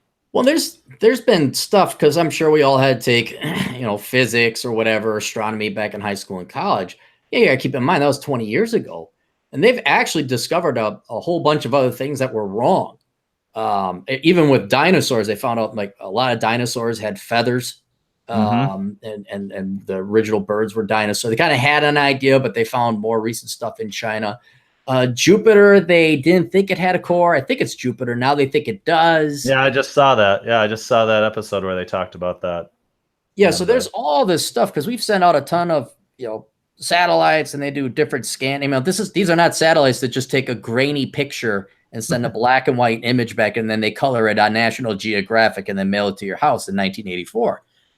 They're finding out a lot more interesting stuff. And it's the last place where we're really striving. That's what I love about it too, is we're actually trying to fucking do something that's not been done before. We're not trying to, let's help these people eat a meal and these dogs are in big trouble and you got to adopt them. No, and we're actually trying to do something to almost like say, hey, universe, humans are worth it. We're trying to figure you out. And it's like the last thing. I don't know if you guys feel that way. That's what excites me about it is, they're constantly learning new things. And I wish more people would pay attention to it because I think it puts everything into perspective. Well, it's new and it's intellectual. I don't need to hear people navel gazing anymore about sociological problems or economics or political problems. We have had the solutions and the answers to those for the longest of time. Lower taxes, freedom, maximize freedom, carry your own weight, fuck the lazy. Maybe help out the poor, blah, blah, blah. Okay, that's it. That's it. Don't be telling me that your vagina is oppressing you. Don't be telling me that your skin pigmentation is oppressing you. Nope. Equal playing field, maximum freedom, minimum amount of taxes. And then live your life, whatever. But so many fake and fraudulent and obviously self-serving fabricated studies and subjects have come up with sociology, communications, women's studies, and it's been going on for decades now. And it's just turned into, I don't even want to say a religion, but just a naked grab for money. Mm-hmm. It's not interesting anymore. Economics isn't interesting anymore. Politics isn't interesting anymore. When it boils it down, there's producers and parasites. End of discussion. That's all the social sciences that basically could be summarized in that statement right there. But CERN is fucking interesting. Yeah, CERN's interesting. Large Hadron Collider's fucking awesome. The God particle's kind of cool, It's the Oort cloud, that's kind of neat. Where is Voyager 1 and 2? What is the temperature on Venus right now? Heck, did you guys hear about the asteroid 2.1 kiloton explosion over in Greenland a couple days ago? No. Yeah. Everyone's all of NASA's satellites and imagery and all the cameras in the sky missed this one. Missed it. Came in 2.1 kiloton explosion. And thank God it landed in Greenland. But hang on. What was the kilotonnage of Hiroshima and Nagasaki? What was that? I don't remember. I'm just wondering how big of an explosion. Right. Yeah, exactly. Nagasaki kilotons. So they totally missed it. Yeah, I was watching some show that said, realistically, these things fly at such a, if you're close to the speed of light on some of these meteors, I mean, you'd have no time to react. You'd identify it, and a split second later it hit you. I mean, so. Well, that's why choosing today to go golfing was a good idea. Is that what you're saying?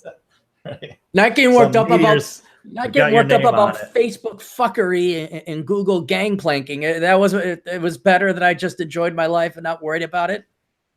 Well, that's why I'm so glad. I mean, I'm sure you guys have heard that in your time growing up that, they'd always argue, well, why are we sending the space shuttle into space when there are starving kids in our country and stuff? They're always trying to take away from truly great things that the government funds to just fund a complete black hole. Pun intended, I guess. Shovel the money into the black hole rather than actually trying to study the black holes up in space if they exist or not. And that's what's so great about Elon Musk and these crazy motherfuckers that make all this money, that they're kind of taking the mantle and saying, we're going to keep going here. Let's use the profit motive now to try to explore space and do great things. And that's the only thing that gives me hope at all in the human species is like watching Science Channel and and seeing what some people, a very small percentage of people, are actually trying to do in regards to space and space exploration and things like that. What are you going to say, Doc? Go ahead. Yeah, no, I'm with you. And yeah, in the Science Channel, and somebody comes up with, you know, something that a certain type of plant or whatever you can expose to water, and if it turns a certain color, it indicates the water is pure. So you can use this to identify, you know, pure water sources. So I mean, things like this you can genetically do. And I think from an engineering standpoint, this in DT, I mean, you'll know much more about this, but this microengineering of you know, very, very thin pieces of metal. I mean, like almost to a hair, but you can then build significantly strong structures that weigh, you know, just a few ounces. And the first hint of that was, it's called finite element analysis, and I was really good at it in college, but I didn't show. I should have went down that route out of college, but I did not. And I'm sure that's where it led.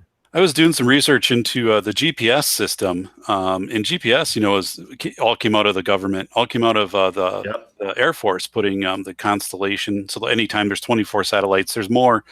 They're 24 active. There's more in reserves that they could put into play if they need it. But they just launched a new series of satellites, and so I mean, GPS is going to be even more phenomenal. But that came completely out of, you know, the military and space program. And look where today, I mean, what GPS has done.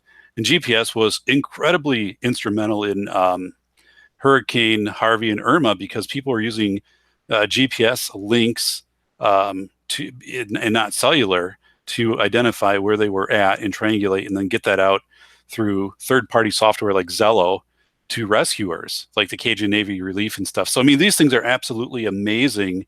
You're right, DT, that you know, are coming out, but it's hard work, and yeah, it is completely science, and but look what it's done and the benefit. Well, that's the key thing, the benefit. You look at maybe a couple trillion, adjusting for inflation, blah, blah, blah, we've thrown into satellites, DARPA, internet, technology, and the hundreds of trillions of dollars worth of consequential economics, or just leisure, you know, cell phones. Oh my God.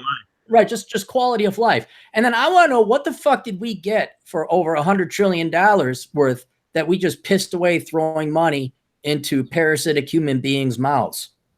Right. Where did I know? And it wasn't to feed. It wasn't to feed the poor. It was to bribe them to vote for me. And for all the and here's again why I like science and math and all that.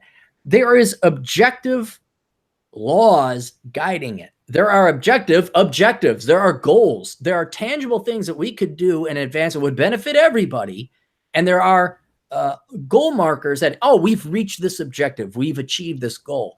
When it comes to the social sciences, there is never a goal line. It always moves the goalpost. Always. Mm-hmm. I mean, we're trying to fight child starvation and child obesity at the same time. I always get a kick when I see, you know, you go into a store, whatever, and it's like, hey, Chipotle's fighting children's hunger. It's like, what kid is going hungry today in America? You point out one kid it's like, no, we've gone so far. But again, the whole point, what truly motivates the social sciences contrasted with the physical sciences, the social sciences is just a big money grab for lazy people who want to go work in it. The physical sciences, not only do you have to adhere to reality, there's tangible measurements, tangible goals you have to achieve, of which benefit society altogether. And when the job's done, it's done. Like that probe that flew by Pluto, it had to take the picture, and now it's gone.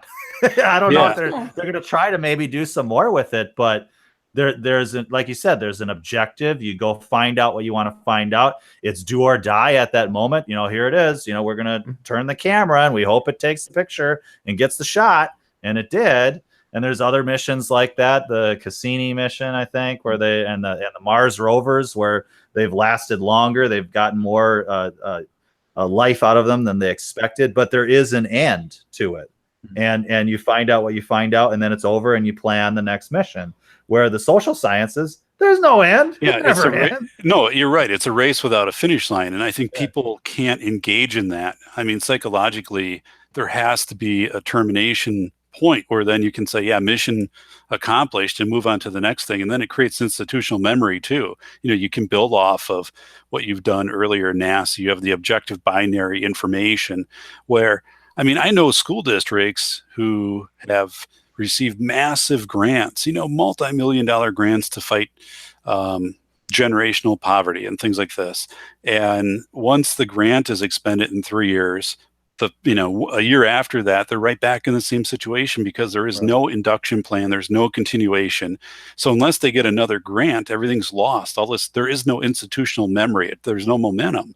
Well, and it's tough. And here's another thing is not only is there a diminishing returns on pursuing sociological, economic, or political objectives, like, you know, you eradicate polio, you've set up a food program. Okay, you've more or less eliminated hunger.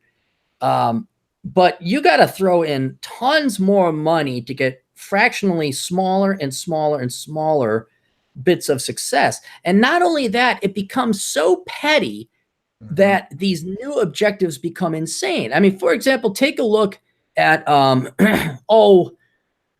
women's rights or the environment. Women's right, voting rights. That's pretty objective. That's pretty significant. That's pretty serious. I would even say abortion. I know other people are Christian or religious, but I would say, okay, this is a tangible goal. You could see the arguments for it. Now, what the fuck are they arguing? What is it this time that they're bitching, and quite literally bitching, nagging, and whining about this time? What petty bullshit? And the Ocean's 8 gal came out and claimed that the big problem, the big misogyny, the big horrors, the oppression is that too many white male reviewers didn't give their movie a high enough review. It's it's like now you're insane. Now you are living in a world that has no great accomplishments or achievements. Your life is not a life about excellence or putting your flag on the map and saying we did this and marking your place down in history. It is cowardly and lazily finding the most insignificant granular grain of sand that happens to be upside your ass or inside your nostril in your eye that you get all pissed off about, and then you wage war against it, or you raise awareness about it. It's like, what the fuck kind of life is that? Not only from a financial or career perspective, but mentally. Who bans straws? How fucked in the head do you have to be? How nothing else do you have to have going on in your life to ban fucking straws? Mm-hmm. Yeah, it's a lack of effort, I guess. I was just thinking, with the image that was coming to my mind was, I wonder if these guys that, dress up in the suits and go into the clean room with gloves on and goggles, and they're working on this very precise machinery on these satellites, I wonder if they worry about these sociological problems. I wonder if as they're doing this great work, trying to fine tune how the arm goes out with the solar panels on it or whatever, and make sure that it'll deploy correctly in whatever environment that they're sending it to. I don't imagine that while doing that, they're worrying about, whether the school district downtown has got enough money and is doing a good enough job in indoctrinating people or whatever. They got bigger issues on their mind. They're like, I got to make sure this fucking works, as it's orbiting Jupiter. Perfect example where those two worlds collided. Do you remember the guy who they had a satellite go around a comet? It was just to take a picture of the comet. And landed on the comet. Let me tell the story, because they said, okay, mission's accomplished. And they're like, well, what do we do now with it? Like, you want to try and land it on the comet? Like, yeah, let's try and land it on the comet. And you know why? Because we're fucking guys. That's why. Because we want to land a fucking piece of machinery on a goddamn comet. So the guy who did it, we're talking IQs that if all three of us put our IQs together still wouldn't come close enough.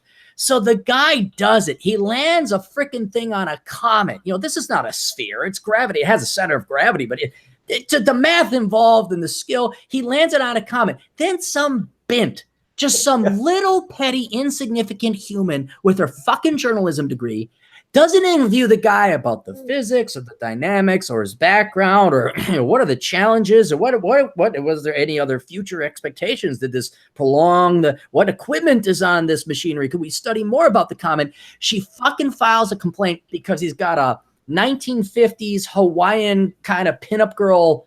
Not even pictures. They're like they're like paintings. Science fiction. Yeah. Science fiction, scantily clad.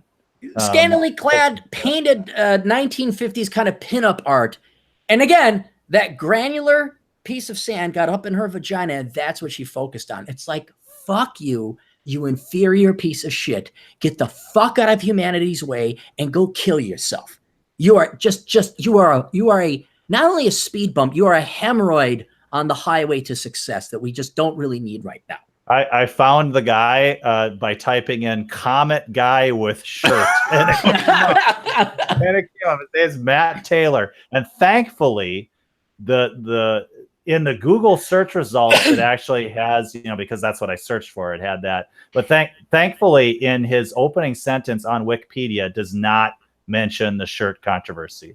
It says Matthew Graham George Thaddeus Matt Taylor is a British astrophysicist employed by the European Space Agency. He is best known to the public for his involvement in the landing on comet blah, blah, blah by the Rosetta mission, which was the first spacecraft to land on a comet nucleus. He is a project scientist of the Rosetta mission. So thankfully, the Wikipedia page just has the fucking awesome thing that he did, and you got to go down. It's still on the first page to get to the shirt controversy. All right, here's what I want you to do, DT. That man, true man. Yes. One could maybe even say hero, but he cried when the girl said that. So I kind of He lifts weights too. He looks like he takes care of himself, but and he's he totally weights. Fucked up crying and apologizing over it. Yeah. Here's what I want you to do: go to the crisis, find out who the gal was, that insignificant piece of human waste, and let's look up where she is right now. Oh yeah, right. I want to find that out because here's the thing: this gentleman is going down in history for one.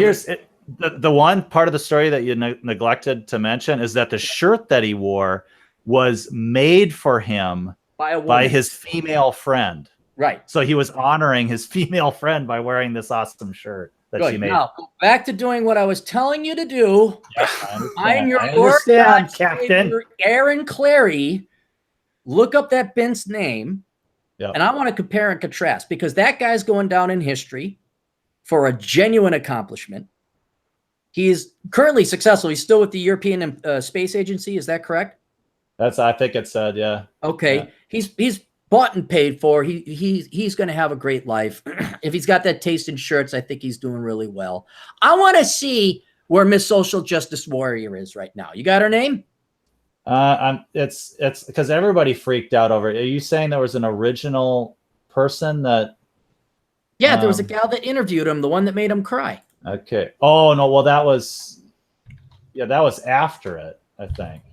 Hang on, Comet guy who landed satellite on comet. Okay. Okay. So there was somebody there was a television interview of him where nobody said anything, right? And that's what started the controversy. It says here in this Los Angeles Times article that Rose Eveleth, a science writer, tweeted in response to a televised interview with Taylor, no, women are totally welcome in our community. Just ask the dude in this shirt. Okay. And so I think she started it. Rose Taylor? It's Rose Eveleth. I'll look it up here. She's a science writer, so. We should air Twitter. She's a producer and writer based in Brooklyn. RoseEveleth.com. 16,800 Twitter followers. She's ugly. She's got tattoos. Yes. She's nowhere near as successful as this guy. We had to look her up. Is a producer, designer, writer based in Brooklyn. For a longer bio information on how to get in touch, go this way. You can also follow her on Twitter, Instagram, LinkedIn, on Facebook. She's also got a newsletter. All right. Let's look at her bio. She doesn't have a Wikipedia page, right? No, she doesn't. But this is where I want to. I mean, here's her bio. This is a nobody bio on a nobody website. So you just had to know more about me. Your mistake. Oh, Rose, you're so funny as you are pretty. Rose Eveleth is a producer, designer, writer, and animator based in Brooklyn. Bullshit. When you read that, that's bullshit. Producer, designer, writer, and animator, what? What cartoons has she drawn? What has she done?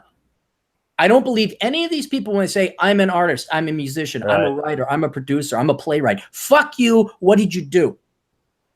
She's dabbled in everything from research on pelagic invertebrates to animations about beer to podcasts about fake tumbleweed farms. These days, she now explores how humans tangle with science and technology. She has a degree in ecology, so not a real degree, right? She's not an engineer. She's not a professional. I'm sorry. I take this back. She has a degree in ecology, behavior, and evolution. So it's even worse than I thought. From UC San Diego, where she did some research on krill. Well, fucking suck my dick. It's not landing satellites on comets level. Look up what his degree is. Go find the comic guy's degree. Matt Taylor. Or degrees, I should say. Doctor, no doubt. He had his education there on his Wikipedia page. So. Which really was just a front for hanging around the pelagic invertebrates collections at Scripps Institute of Oceanography. She then moved to New York City to get her graduate degree in journalism. Of course! Because your ecology degree was paying so well, but you don't want to do math.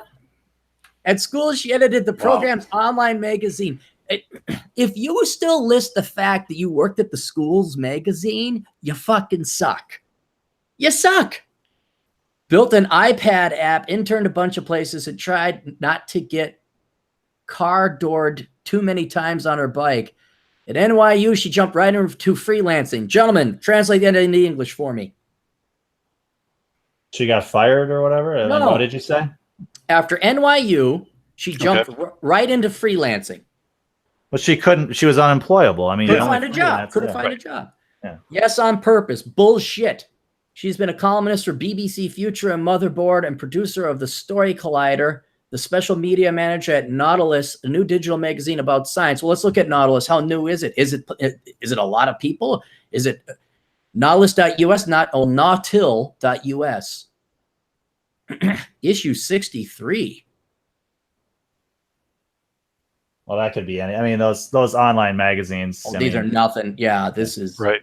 This is bunk. But Matt Taylor's education. You'll like Matt Taylor if you did a Clary test on him. I'm sure he'd do pretty well. Cool. He was born in Manor Park, London, in 1973. He is the son of a bricklayer and worked alongside his father on building sites during his summer breaks from university.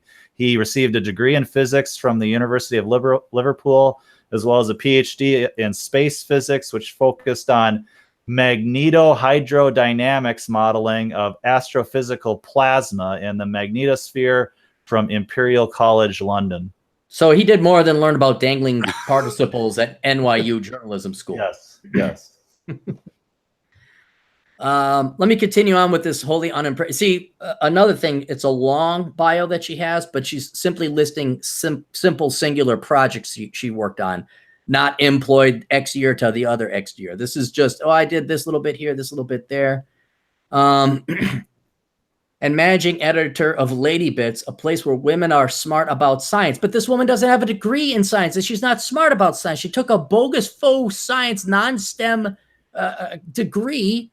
And now I hate it how these faux STEM chicks take a simply non-liberal arts degree and then act like they're IT geniuses or act like they're STEM when they're not. They don't even work in STEM. They write about STEM, they observe STEM, but they cannot be STEM because they don't have the ability. Can you call yourself a scientist without being a PhD? I don't know. I guess I don't call myself a scientist, you know? Yeah, I mean, if you were a hobbyist, like back in the 1700s, like you were a scientist, I guess. But I think now, today, to be an actual scientist, you'd have to be paid. You know, you'd be working in a lab and have a doctorate. Well, and yeah, you should have a doctorate because you've actually had to do some research and, you know, have a thesis and all that kind of stuff. Where like engineering is practical science. It's like we're applying it. We don't come up with it. So Okay. She just lists a bunch of single things. She has a podcast called Flash Forward. I'm going to podcast. And to be fair, this chick was the first to tweet. There's probably all kinds of them that were like second, third, fourth to tweet that didn't see her initial tweet.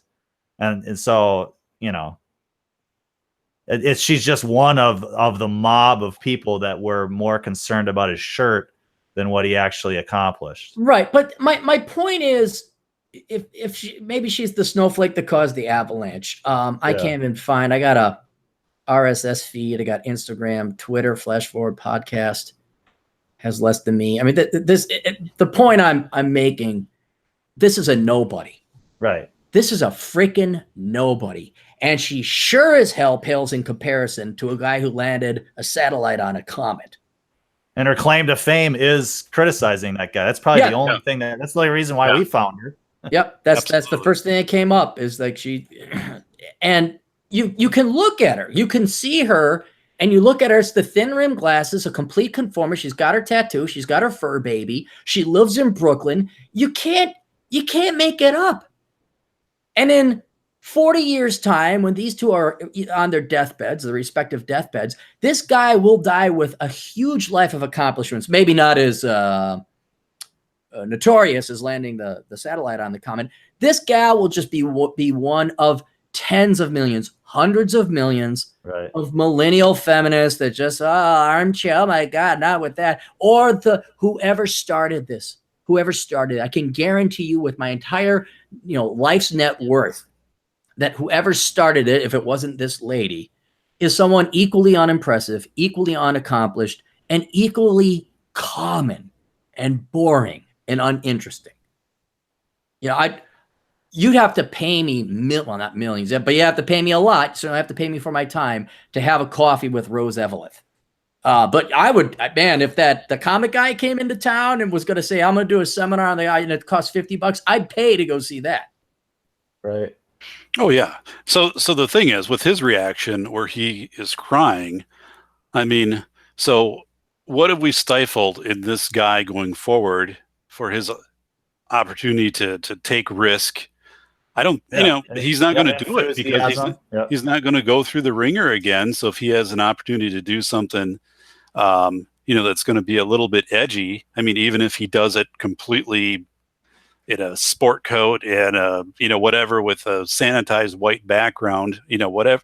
I mean, he will always be benchmarked to this incident. So he's governed right now. I mean, he's going to measure everything he does for the rest of his career. I'm guessing. I mean, if that's his reaction. Yeah, no, I think he's probably a little bit more saner than that. I don't think he, I got to make my dad proud. So he's always going to constantly compare himself to his previous accomplishments. The guy's probably working on something from an intellectual standpoint is way more interesting or amazing. Not to say that wasn't interestingly enough to go and land on a comet, but I wouldn't worry about this guy having pride in his career issues. I think he's not insecure about that in the slightest, I'd imagine. Yeah. Well, when I saw this whole thing happen, what I thought was, this guy has worked his entire life. And I know a portion of how hard he had to work. I mean, in becoming an engineer, you got to work hard to become an engineer. This guy even worked harder to get to this moment where this is his accomplishment for his life. I mean, you look at the pictures of him, how excited he was that he accomplished this. And then within 24 hours, 48 hours, he's crying. I felt so bad for him just thinking, he's kind of my kind of guy. You work really hard, you try to accomplish something, and this is how society responds to you, is that you wore a shirt, that you're just trying to honor your friend. He probably was thinking, hey, my buddy, she's going to see me wearing this shirt, and she's going to be, that's so awesome. I got a few more orders for the shirt or whatever. Yeah, I think she did make quite a bit of money off of it. Mm-hmm. But that was the real tragedy for me, was just thinking about how this was his moment. And that's why I'm so glad that his Wikipedia site or his Wikipedia page doesn't mention that in the beginning. I mean, he should not be known for that at all. It should probably just be edited off. Wikipedia people should just take that fucking thing off there. It's notable, but if anything, that's going to reflect. Look, we want to have this. What's going to happen? It's my guarantee of the future. Is historians are going to look back at the United States and they're going to look at all this leftist parasitic shit going on, and they'll say, "Oh, that's why they collapsed." Right. And we look back at the Roman Empire. It's like, well, yeah, you had bread and circuses, and you debased your currency, and you expanded your borders way too much, and you let the barbarians in, and you didn't maintain integrity of your citizenry, and you let people just become lazy and fat, and you lived off of slavery. Of course, you guys collapsed, no duh.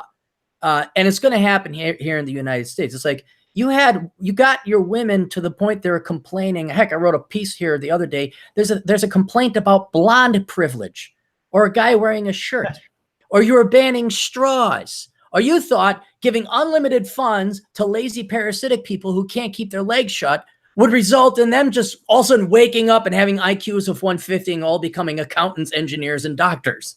Like, what did you think was going to happen? Yeah, I was watching a documentary about giving out 500,000 needles a month to like heroin and drug addicts in San Francisco. And what's happening, as a result of this is about 20% of those are getting recycled, and the rest are just being out on the streets and the playgrounds and the sewer system into water. So it's creating these massive issues, that you have to deal with. And then it was the American Medical Association, I think, after 30 years said, we're not coming to the city because our members don't want to walk and put up with this. But I mean, they're just expanding the program. They're just expanding and expanding this program, which is causing, these additional, not only sociological things, but I think the number was $40,000 a year per homeless person if they look at what they were doing as far as direct assistance, and then also like having to remedy damage to the city and other cops and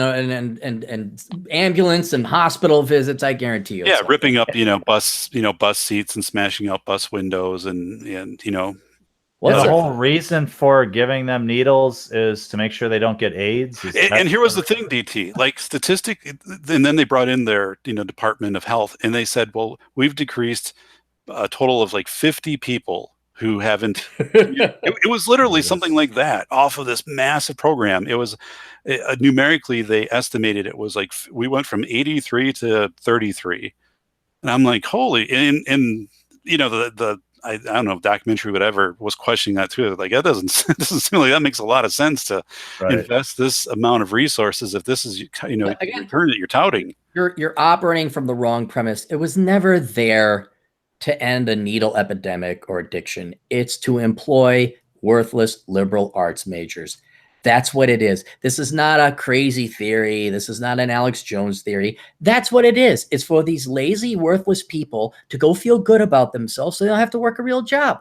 And they're going to, you know what? It'll be 500,000 needles. By next year, it'll be 600,000 needles. And why? We just need more money. We just haven't done enough. And by the time we're 65 and our kids have taken over the podcasting arena, it'll be 10 million. And San Francisco will be a shithole, but they'll say, we just need, and it's never going to stop. It'll never stop. Well, what'll be the next thing will be the hazardous garbage containers, right? Well, they just need a place to throw their needles away or recycle them. We just need more of those now. On every corner, there'll be a needle container. Right, so right. They'll have one-on-one tutoring. Happen. They'll have one-on-one tutoring because there'll be all education majors and psychology majors. They'll come up with it. They'll come up with it. You guys want to hear some dark good news? Absolutely. Sure. Dark good news meaning it's good news for me, but it's dark news for other people. From the New York Times, too little, too late, bankruptcy booms among older Americans. My favorite generation, the baby boomers. And our good friend TJ Martinell sent this to us over at tjmartinell.com. And I love articles like this because I remember not only my own parents, but every baby boomer adult telling me, you guys spend more or spend less than you make, and you're not responsible enough, and all this moralizing, all this lecturing.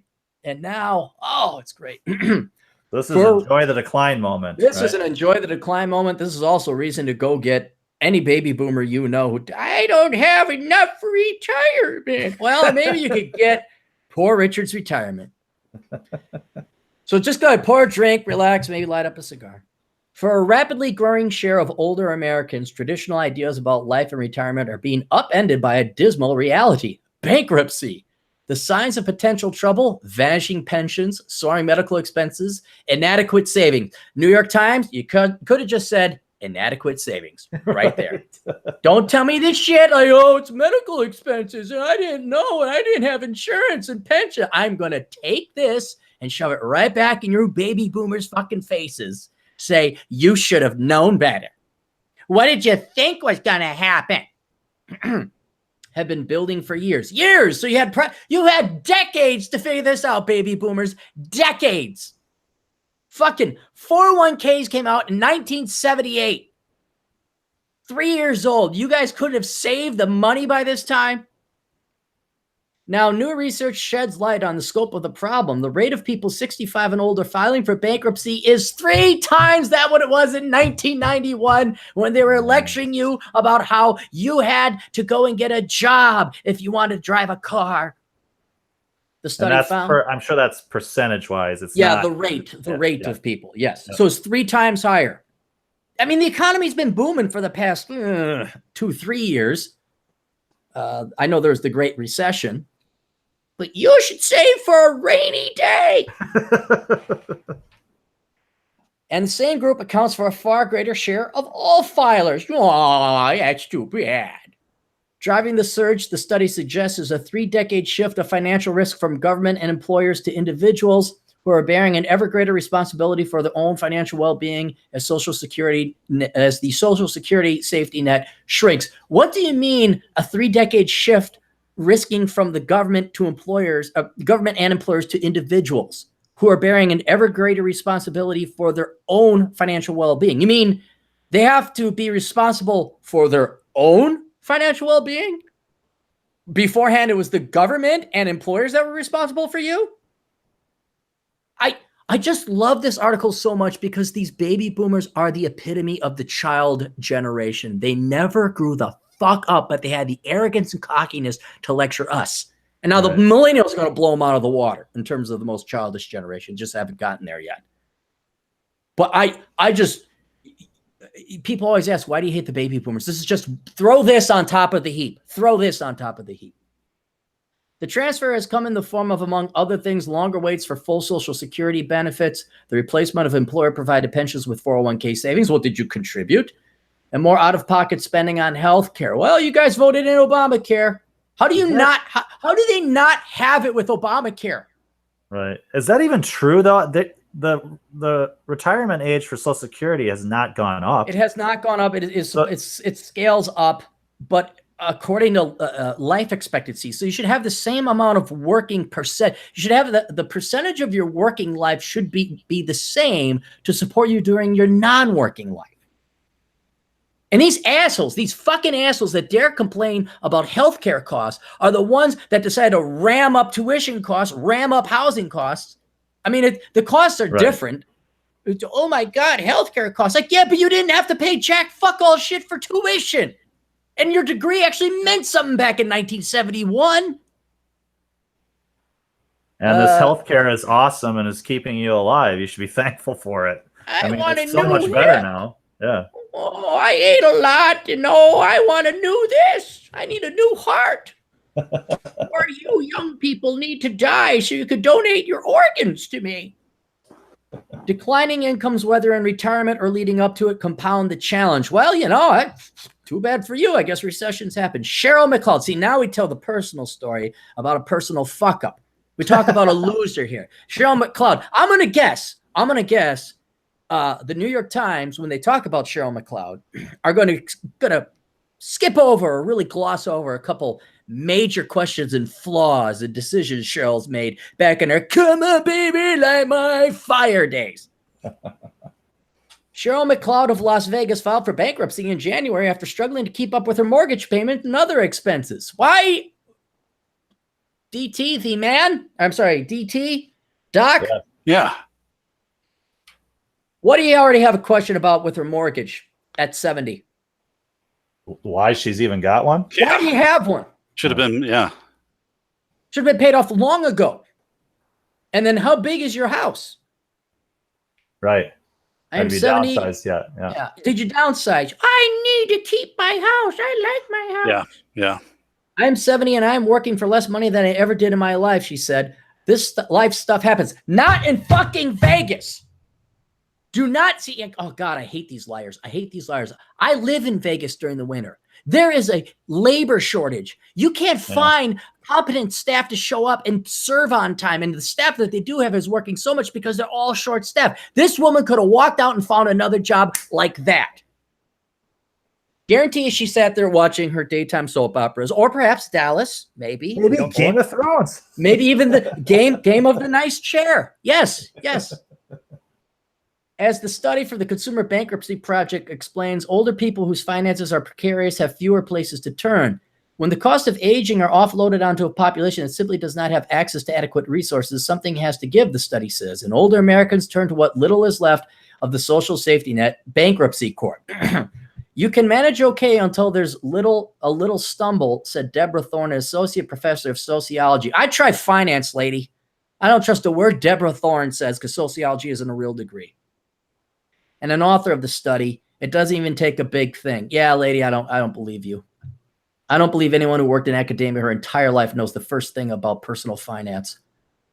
The forces at work affect many Americans, but older people are often less able to weather them, according to Professor Thorne and her colleagues in the study. Did old people today not realize they would get old and things would get harder? No, they're going to have lifestyle lifts. They're going to have lifestyle. Yeah. They're going to be 27 forever. Older people often, according to Thorne and her colleagues in the study. Finding and keeping one job is hard enough for an older person. No, it's not. Why is that hard? Taking on another to pay unexpected bills is almost unfathomable. Oh, no, not working 2 jobs like pretty much everyone else did.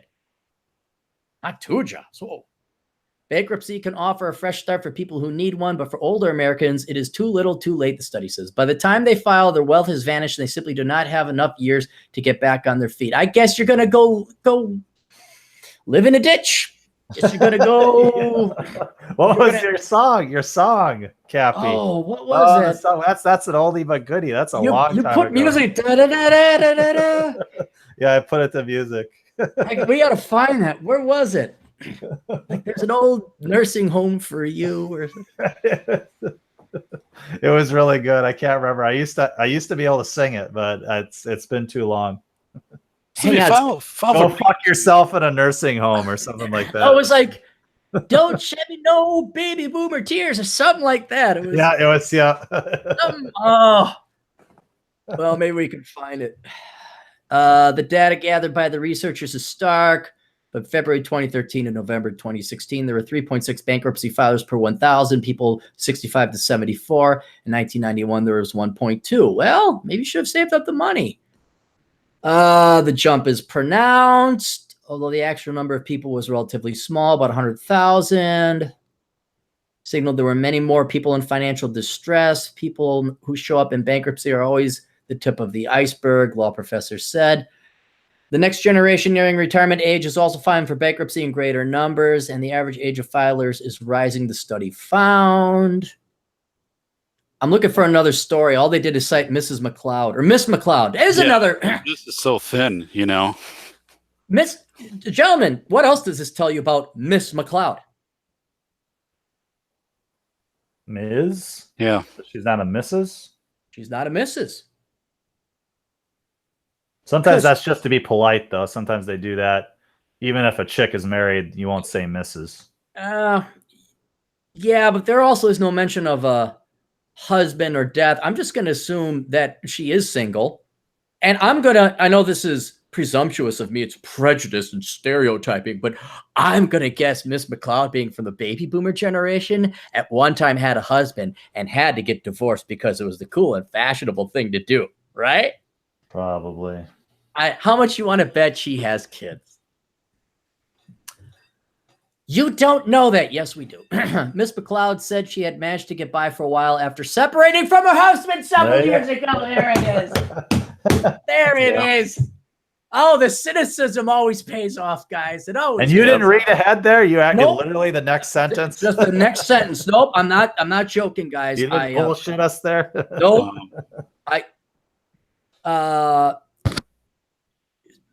Eventually, though, she struggled to make ends meet on her income alone, and she fell behind on her mortgage payments. She collects a small Social Security check and works at an adult daycare center for people with intellectual disabilities and mental health problems for $8.75 an hour. She could go make 20 if she wants to be a waitress right now.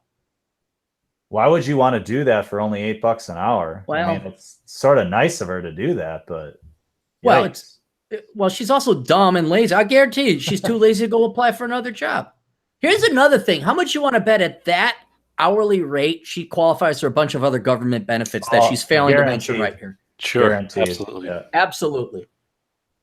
She makes sure clients participate in daily activities, calls them when they are irritated, and tries to understand what they need when they are having trouble expressing themselves. So reader, ignore the fact she stole money from people she borrowed it from and filed for bankruptcy. That's what they're basically saying. Like, look at the shiny thing over here. She's a nice person, even though she stole from you. Right. When I moved here from Los Angeles, I was wondering why all these older people were working in convenience stores and fast food restaurants, she said, is because they don't make enough in retirement to support themselves. McLeod said she hoped that filing for bankruptcy would help her catch up on her mortgage by stiffing her creditors. I didn't say that. That was added. So she could stay in her home. I'm too old to move out of here, she said. I'm trying to stay stable. There's some charts. That's exactly right, though. That to add in the bit where she works with the developmentally disabled people, that's to try to excuse what she's doing. Right. Yeah, 100%. completely. She is a thief. She is a thief. That's it. That's not me being pessimistic or insulting. She took money that wasn't hers and was supposed to pay it back, and she didn't return it. That's called thievery. That's stealing. I guarantee she took out home equity loans too. And she probably did. She probably did.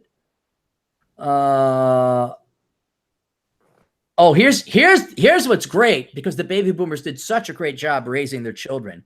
Older Americans' finances are also being strained by the needs of those around them. A little more than 1/3 of the older filers who answered the researchers' questionnaire said that helping others like their children or older parents had contributed to their seeking bankruptcy protection. Your kids have got to be in their 30s at least. Yeah. So they raised fuck up kids too. Well, nothing's too good for our children. Don't get jobs and don't do this and don't do that. Oh, I was just little precious. Signing off on their student loans, no doubt. Yep. Oh, God, right here. God, am I good? One, yeah. Guys, right here. Some parents, Mr. Stearns said, had co-signed loans for $10,000 or $20,000 for adult children and suddenly could no longer afford them. Yep. When you are living on $2,000 a month, and that includes Social Security, and you can't do basic subtraction or addition to find out you should have co-signed a loan for your deadbeat liberal arts, pot-smoking, guitar-playing son. That was added. And you have rent and savings are minuscule. It is extremely difficult to recover from something like that, he said. Others had co-signed their children's student loans. I never saw parents with student loans 20 or 30 years ago, Mr. Stearns said. It's not uncommon to see student loans of $100,000, he added. Then you see parents who have guaranteed some of these, and those aren't forgivable in bankruptcy. Thank fucking God. Right. They're no longer working, and they have these student loans that are difficult, if not impossible, to pay or discharge in bankruptcy, and these are the kids' loans. Well, the kids could work, but why change a family tradition of sitting on your ass? Oh, here's another story. For Lawrence Sedita, a 74-year-old former carpenter now living in Las Vegas, the problems began when he lost his health insurance about 2 years ago. He has been on disability since 1991 when a double pack of 12-foot drywall fell on his head at work. All right, well, he didn't control that. We'll forgive this guy. He got injured. Right. After just quick, there's Darius Thurman, $2 coming out of the pack. So Darius, just want to send that. He said, if you're so smart, how come you ain't rich? Louis Jordan, give it a listen. But hey, thanks, Darius. Is that a song? No, he's in the chat right now. He's asking me if I'm what? No, he said it was a quote. If you're so smart, how come you ain't rich? And that must be this guy, Louis Jordan, that said that. Oh, okay. Anyway, I could go on, but it's you don't even have to read these articles. You could just assume the worst and the laziest about people, and they made dumb decisions. They didn't save their money, and they're lazy fucks. And so that is the good dark news of the day. How'd you guys like it? I loved it. The whole pension thing is just they're reaping what they've sown, man. I mean, all these boomers absolutely voted for people to just give away the store. Oh, we got to take care of this. We got to take care of that. Oh, we got plenty of money. Oh, we should use Social Security to help these people and to help those people. And let's expand Medicare and Medicaid. And I want more. The unions with negotiating their contracts. Oh, I want more. Never mind if it's going to work. I just want more. And it's all coming home to roost. I hope they don't get out of this debt. That's my whole thing with the boomers. They're just trying to get out of this debt. And if we just let this happen, they'll have to suffer the consequences for an entire life's worth of decisions and actions. And I don't mean to throw you guys into the evil cynicism and the hate that I have, because I'm a very angry man. I will admit that. But since I couldn't have what I would have been my birthright to the United States, a stable, nuclear, Western society with low debt and responsibility and good, responsible people, I try to look for happiness and joy in other things. And I really do find it in the misery of others. And I hold the baby boomers disproportionately responsible, not solely, but disproportionately responsible for this decay. And I love it. I love seeing justice and poetic justice and comeuppance and reality just come in and beat the fucking shit out of the people that need it. And a close second, I would say, is the likes of whatever the gal we were talking about before, who thought that criticizing a guy's shirt, in general, feminism, watching these delusional women of all ages just waste their lives, not falling in love, hating on men, or at least putting men like 4th or 5th place or 6th place behind their dogs, and they don't understand the concept of marriage or love or family, and then waking up and it's too late and they're too old. I love seeing it happen. And if there's a way to, again, quote, enjoy the decline, you got to enjoy the show. You got to enjoy the movie. You got to watch the pain and suffering of the stupid people that maybe didn't purposely make your life worse, but certainly put a cap on what you could achieve and accomplish. That have stolen their birthright. So when you see articles like this and it's all sad and oh my God, rejoice. Right? Just rejoice and revel in their pain and misery. Amen. So I think that sums it up, Cap. I think that's a great way to end. Yeah. Cool. Well, let's go through. Are there any other super chats or any other questions in the chat room there, DT? There's not really any. There weren't any questions with money attached. Okay. Question: what about Gen Z? My generation. I noticed a lot of them are taking out car loans like crazy. Guy named Joshua Landrum. They're still up for to be determined. It's such a young generation, most of which are still in high school. I mean, I think depending on where you want to split the line, Gen Z is maybe going to be freshmen in college this year, maybe sophomores. I know there's a lot of people that hope Gen Z is the saving generation, but I really doubt it. I think they're just going to be millennials version 2.0. But we'll find out. What the most telltale sign of what I should do is start looking this data up again at the University of Minnesota, is find out what are they majoring in. Like if right now it's basically 2/3 worthless degrees, 1/3 worthwhile degrees. If we could get that to half and half, or you see more kids going into the trades, like trade school starts it, like you see that the Gen Zers were learning from the mistakes of the millennials, and there's a trend of going towards more reliable employment, being wise, then I'd have a little bit of faith, but I have a feeling it's just going to be the same. I think a lot of it's outside of any of talking about control again, with all this automation, all this technology, everything that's kind of is fast approaching. I think Gen Z might be caught. They might be the generation that really, really has to deal with that and, adjust to that. And we'll see if that's a sink or swim thing or what results from it. Right. But automation is going to change everything. and it might be a totally different economy when they start coming into their own. So, we'll find out. We'll see. Everybody will be YouTubers just like us. Exactly. Yeah, and the basic universal income. That drum's been beating loud everywhere. I gotta write. There's a book I've been wanting to write about the roboticized economy, and it would probably be a really good, but it just takes so much damn time and thought and research. And I just want to write lies and filth and sell it to naive people and liberals and women. Let me throw this by you guys before we end up. But one of the things, and I do, and I've done for a long time, every week I'll devote 1 or 2 hours just to like going over our family finances, and not looking at exactly every single bill and all of that, but looking at the finances, checking out the interest rates, checking out the bond rates, just, things like that. So I'm aware.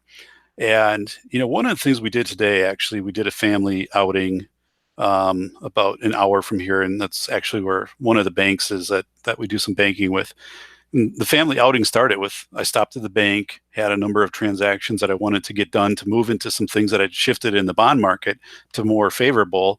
And had everything laid out, sat down, with this young lady doing the banking stuff, and she's like, holy smokes, like, you've got this laid out. I'm like, yep, here's this, and all I want you to do is like put the number over here of how you're changing the account once I close this and open this, and it's smooth, and it took about an hour.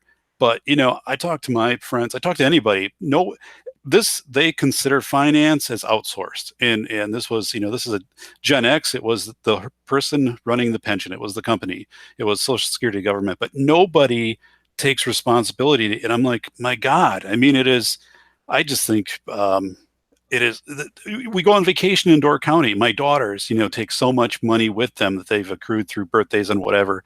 And they're sitting there and they're weighing decisions on little, places we go, shops. Should I get this? Should I not get this? And it's like, okay, we can swing back here, tomorrow.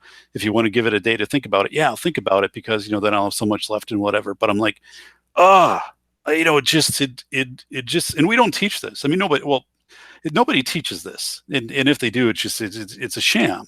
But I don't know if you guys do that or not, but I feel I'm aware of I feel it's a responsibility. It's such a huge part of your life. My God. Doc, here's the thing. I'd have to look up the figures, but if you want to use this as a proxy for the percentage of people that do what you're doing right now, in my book, Poor Rich's Retirement, I think only 30% of baby boomers have enough money saved up for retirement. So to answer your question, if that's the most reliable eldest generation, 70% of people don't save up enough for retirement. They're not doing what you're doing.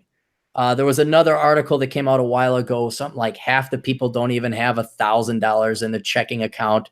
60% of the people don't have enough money to save up for a $2,000 emergency. Again, I'd have to look at my, it's dismal.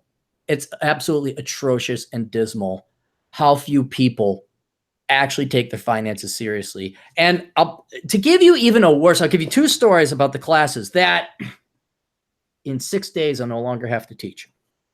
These finance classes I run. One question I get commonly, like when people are introducing themselves, I say, hey, introduce yourself, tell us what's going on a little bit. People who are in their late 50s and early 60s that like have nothing saved up for retirement say, it's time to get serious about retirement. And I got to just sit there and I heard that on a commercial. I'm just kind of like, what do you think? I'm Alex Trebek and I'm going to sell you a reverse mortgage or something? And then the first assignment that we have is it's how much do I need a retirement calculator? So they run the figures like, I don't have enough for retirement. I'm like, yeah, and then what do I do? I'm like, and I say, well, you're going to have to work till you're 75.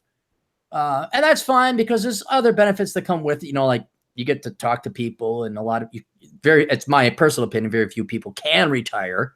You have to do something. Yeah. So this magic line of 62 or 65, I think is quite arbitrary. But this happened 4 times.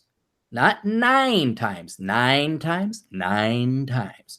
I don't remember being missing school 9 times. Anyone who could tell me what movie that's from, I'll be impressed. I don't know. Ferris Bueller's Day Off. Okay.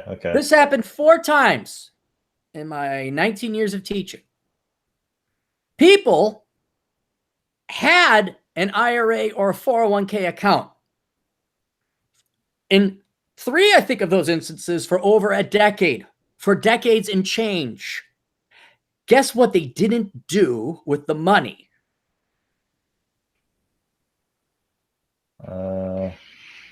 They have an IRA. It's at the bank. They never checked to see how it's doing. They put the money in it. They put money into their IRA. Never rebalanced. Are you talking? You know, they never invested it. Period. They just funded it. Oh my God! Left it in like a money market. Oh my God! And I'm like, what? And that wasn't on purpose. That wasn't like, well, I don't trust any of these stocks. I'll take the guarantee. No, it was like, well, the bank will take care of it. That's hundreds of thousands of dollars. All they had to do was invest in the fucking index, make one transaction, and they would have had hundreds of thousands of dollars. Set it on an automatic investment. Oh my God. And that's who those are average people, Doc. That's your commoner out. This is why I have such a disdain and why I wrote the book Curse of the High. All my books are about how much I hate society. There are so many idiots. But the problem is we are so spoiled and we spend so much money with debt and we pay for everything that our average people are also effectively functional idiots because they've never had to work at anything. So their IQ could be average. It could be 100. They could be perfectly capable people of perfectly average things. But since, my parents paid for it, why should I have to pay for food? Well, I gave it to the bank. They took care of it. Well, this is my house. I own the house. What do you mean the bank's going to foreclose? The level of stupid among average people is insane. Mm-hmm. And I get, and you're just responsible. You think ahead, Doc, which is what very few people do, which is why I loathe and detest most people. Like, it's one of those things where you think ahead and then everything can just be ripped out if they say, we're going to rebalance, society by taking everybody's savings account and amortize it. And perfect example would be Roth IRA. They could simply renege on the Roth provision, saying, "Oh, yeah, you know what? You're going to have to pay taxes on that." Or, "Oh, you have a balance over 500,000. Well, we're going to confiscate $250,000 or 50% or whatever over that." Yep. And that's a whole other discussion. But it's to bail out these fucking lazy Miss McClouds out in fucking Vegas, twiddling her twat because she's got jack all fucking shit to do and can't go apply for a waitress job. And so, at the very least, I mean, I don't study the markets. I don't try to figure out where to put my cash. I just try not to spend money. That's what I do, and that's enough. I mean, that alone, if people would just not spend less than they make, that would solve the problem. I mean, it's not complicated. You don't need to understand how the markets work and how finances work and all that kind of stuff. If you just have the mindset of just save and not even save, just don't spend. That's enough. Saving then becomes automatic if you don't spend. So I'll tell you this, because you guys know my concerns about the property bubbles and stock market prices and price to earnings and all that. I think pretty much everything's but where I've thrown the majority of my investing in right now, you guys don't want to know where, and I could tell because I already taken my position in, so you guys can drive it up. Everybody can go invest billions if they want. You know where I threw the majority of my money in? Yourself. Plumbing. Oh. I got myself a new water main. And I attached it to the that's where the majority of my money went. So yourself, sort of. It's bringing water to your house. Yeah, no, I paid off. To tell you the honest truth, Doc, I don't have kids, and so I take a much more hands-off approach. I rarely balance my checkbook. I just make sure it's not getting stolen from, and I keep tabs on my balance. I mean, I don't want to make it sound like I'm insane and putting every. I mean, it's just I'm aware of the trends and the things like that, and then I'm also aware of. Yeah, what's happening with the house? Okay, we're good for 10 years before a roof goes on, and we want to go to Hawaii, but we'll do it 2 years from now. I mean, that's when it makes sense to do this. We're going to cycle. Today, we're kind of talking about like the appliances. Like, at some point we should cycle out the appliances and whatever. But we went shoe shopping yesterday. Took the kids to get their shoes for school. And, I didn't buy shoes, and I was kind of thinking, my shoes, Christ, I might have these things till I die, like the Red Wing. Oh, yeah, those will last you. They had a minor defect, I got them marked down because the stitching was a little goony on one side. But I mean, stuff like that and just other stuff. I mean, I just have the shoes repaired by like the shoe guy. And I mean, yeah, I mean, the stuff's not. I'll probably have this stuff for another 40 years. Honestly, I mean, not to be sarcastic, but just I polish the stuff up, and if it needs tending to, I'll have them. Dan, the shoe guy, for $20, put a little, patch on the back and whatever on my running shoes, and I don't care, because it works and it saves money. And but here's the other thing you're doing, Doc. You're doing what all real fathers and men. I can be, again, a little bit more flippant and indifferent. Like, do we have enough? We got enough. But you have kids. You budget for your vacations. You concern about the purchases of shoes. You track your money. You budget. That's what people should do, especially if you have children. But so few people do it. So no, you're not insane. You're rare, but you're not insane. That's what World War II generation people did, is they would budget. And that's if we wanted to solve all of our financial problems tomorrow, everybody would be doing what you're doing. It's just that's hard and it takes time. And hey, look, Dallas is on. Mm-hmm. All right. What else we got in the chat room? Anything there, DT? No, not really. That's it?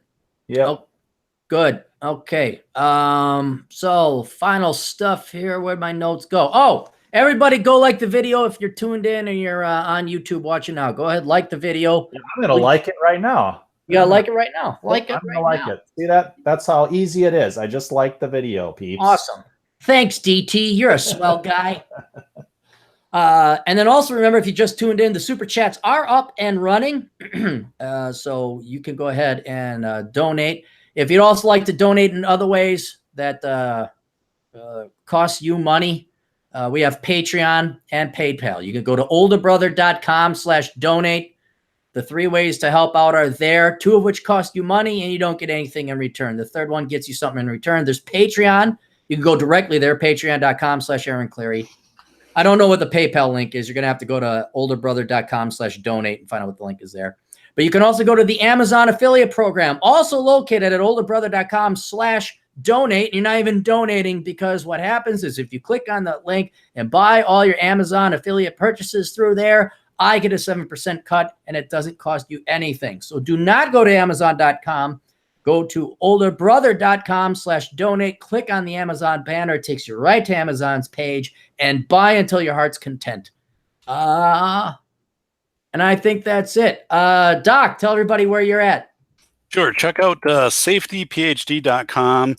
Safetyphd.com just posted a new podcast yesterday with IT specialist Chuck Mack. Charlie. Yeah, Charles Mack out of Pittsburgh, and it's pretty insightful. If things we forget about, like non-disclosure agreements with your employer, maybe you've been there like 5-10 years, and all of a sudden you're switching employers, and what that can mean, and then we kind of talk about side hustles too. So go there, and I'm down to a month from now the book Lessons of Lower Manhattan, which is a real critical analysis, more of a critique, a slam kind of against how school funding of safety is happening in the country, goes to my publisher. A month on September 10th, actually goes to the publisher, about 55,000 words. Wait, so, you got a real publisher? It's a real book? You're like a real author? Real advanced, real publisher. Yeah, wow. had this for 2 years, hadn't done much with it, and have been working and also with an editor. But yeah, it really strips out what's happening, and a lot of it is just completely ridiculous. The spending of money on just insane, the cash is being burned on insane things that don't contribute to safety. So yeah, I'm just exposing the industry kind of from the inside out. But it goes in, and we're looking for a release in spring. But anyway, that's down the road. But safetyphd.com would appreciate checking out that site, and got a nice podcast out there for you with Chuck Mack. Cool. All right, DT, what's up? I am the happy nihilist, as you can tell. I just exude happiness. You happynihilist.net. That's where I blog. I just posted an article here a couple days ago about boobies, about the whole hashtag boobs for Anne and what nihilism has to say about that. So. All right, cool. Anne had a great joke. She shared the article and said, "My tits have inspired nihilism." It was a good joke. All right, good. Well, thanks for everybody for tuning in. Gentlemen, thanks for being on the show. Next week, we'll see. We'll probably get Ann. I got to cycle a couple people and see if Ann and John Steele are. I wonder where John was. I invited him out. He's probably busy doing Seattle shit. But all right, well, thanks for being on the show, guys. We'll catch you next week. All right. Thank you. Appreciate it. Thanks.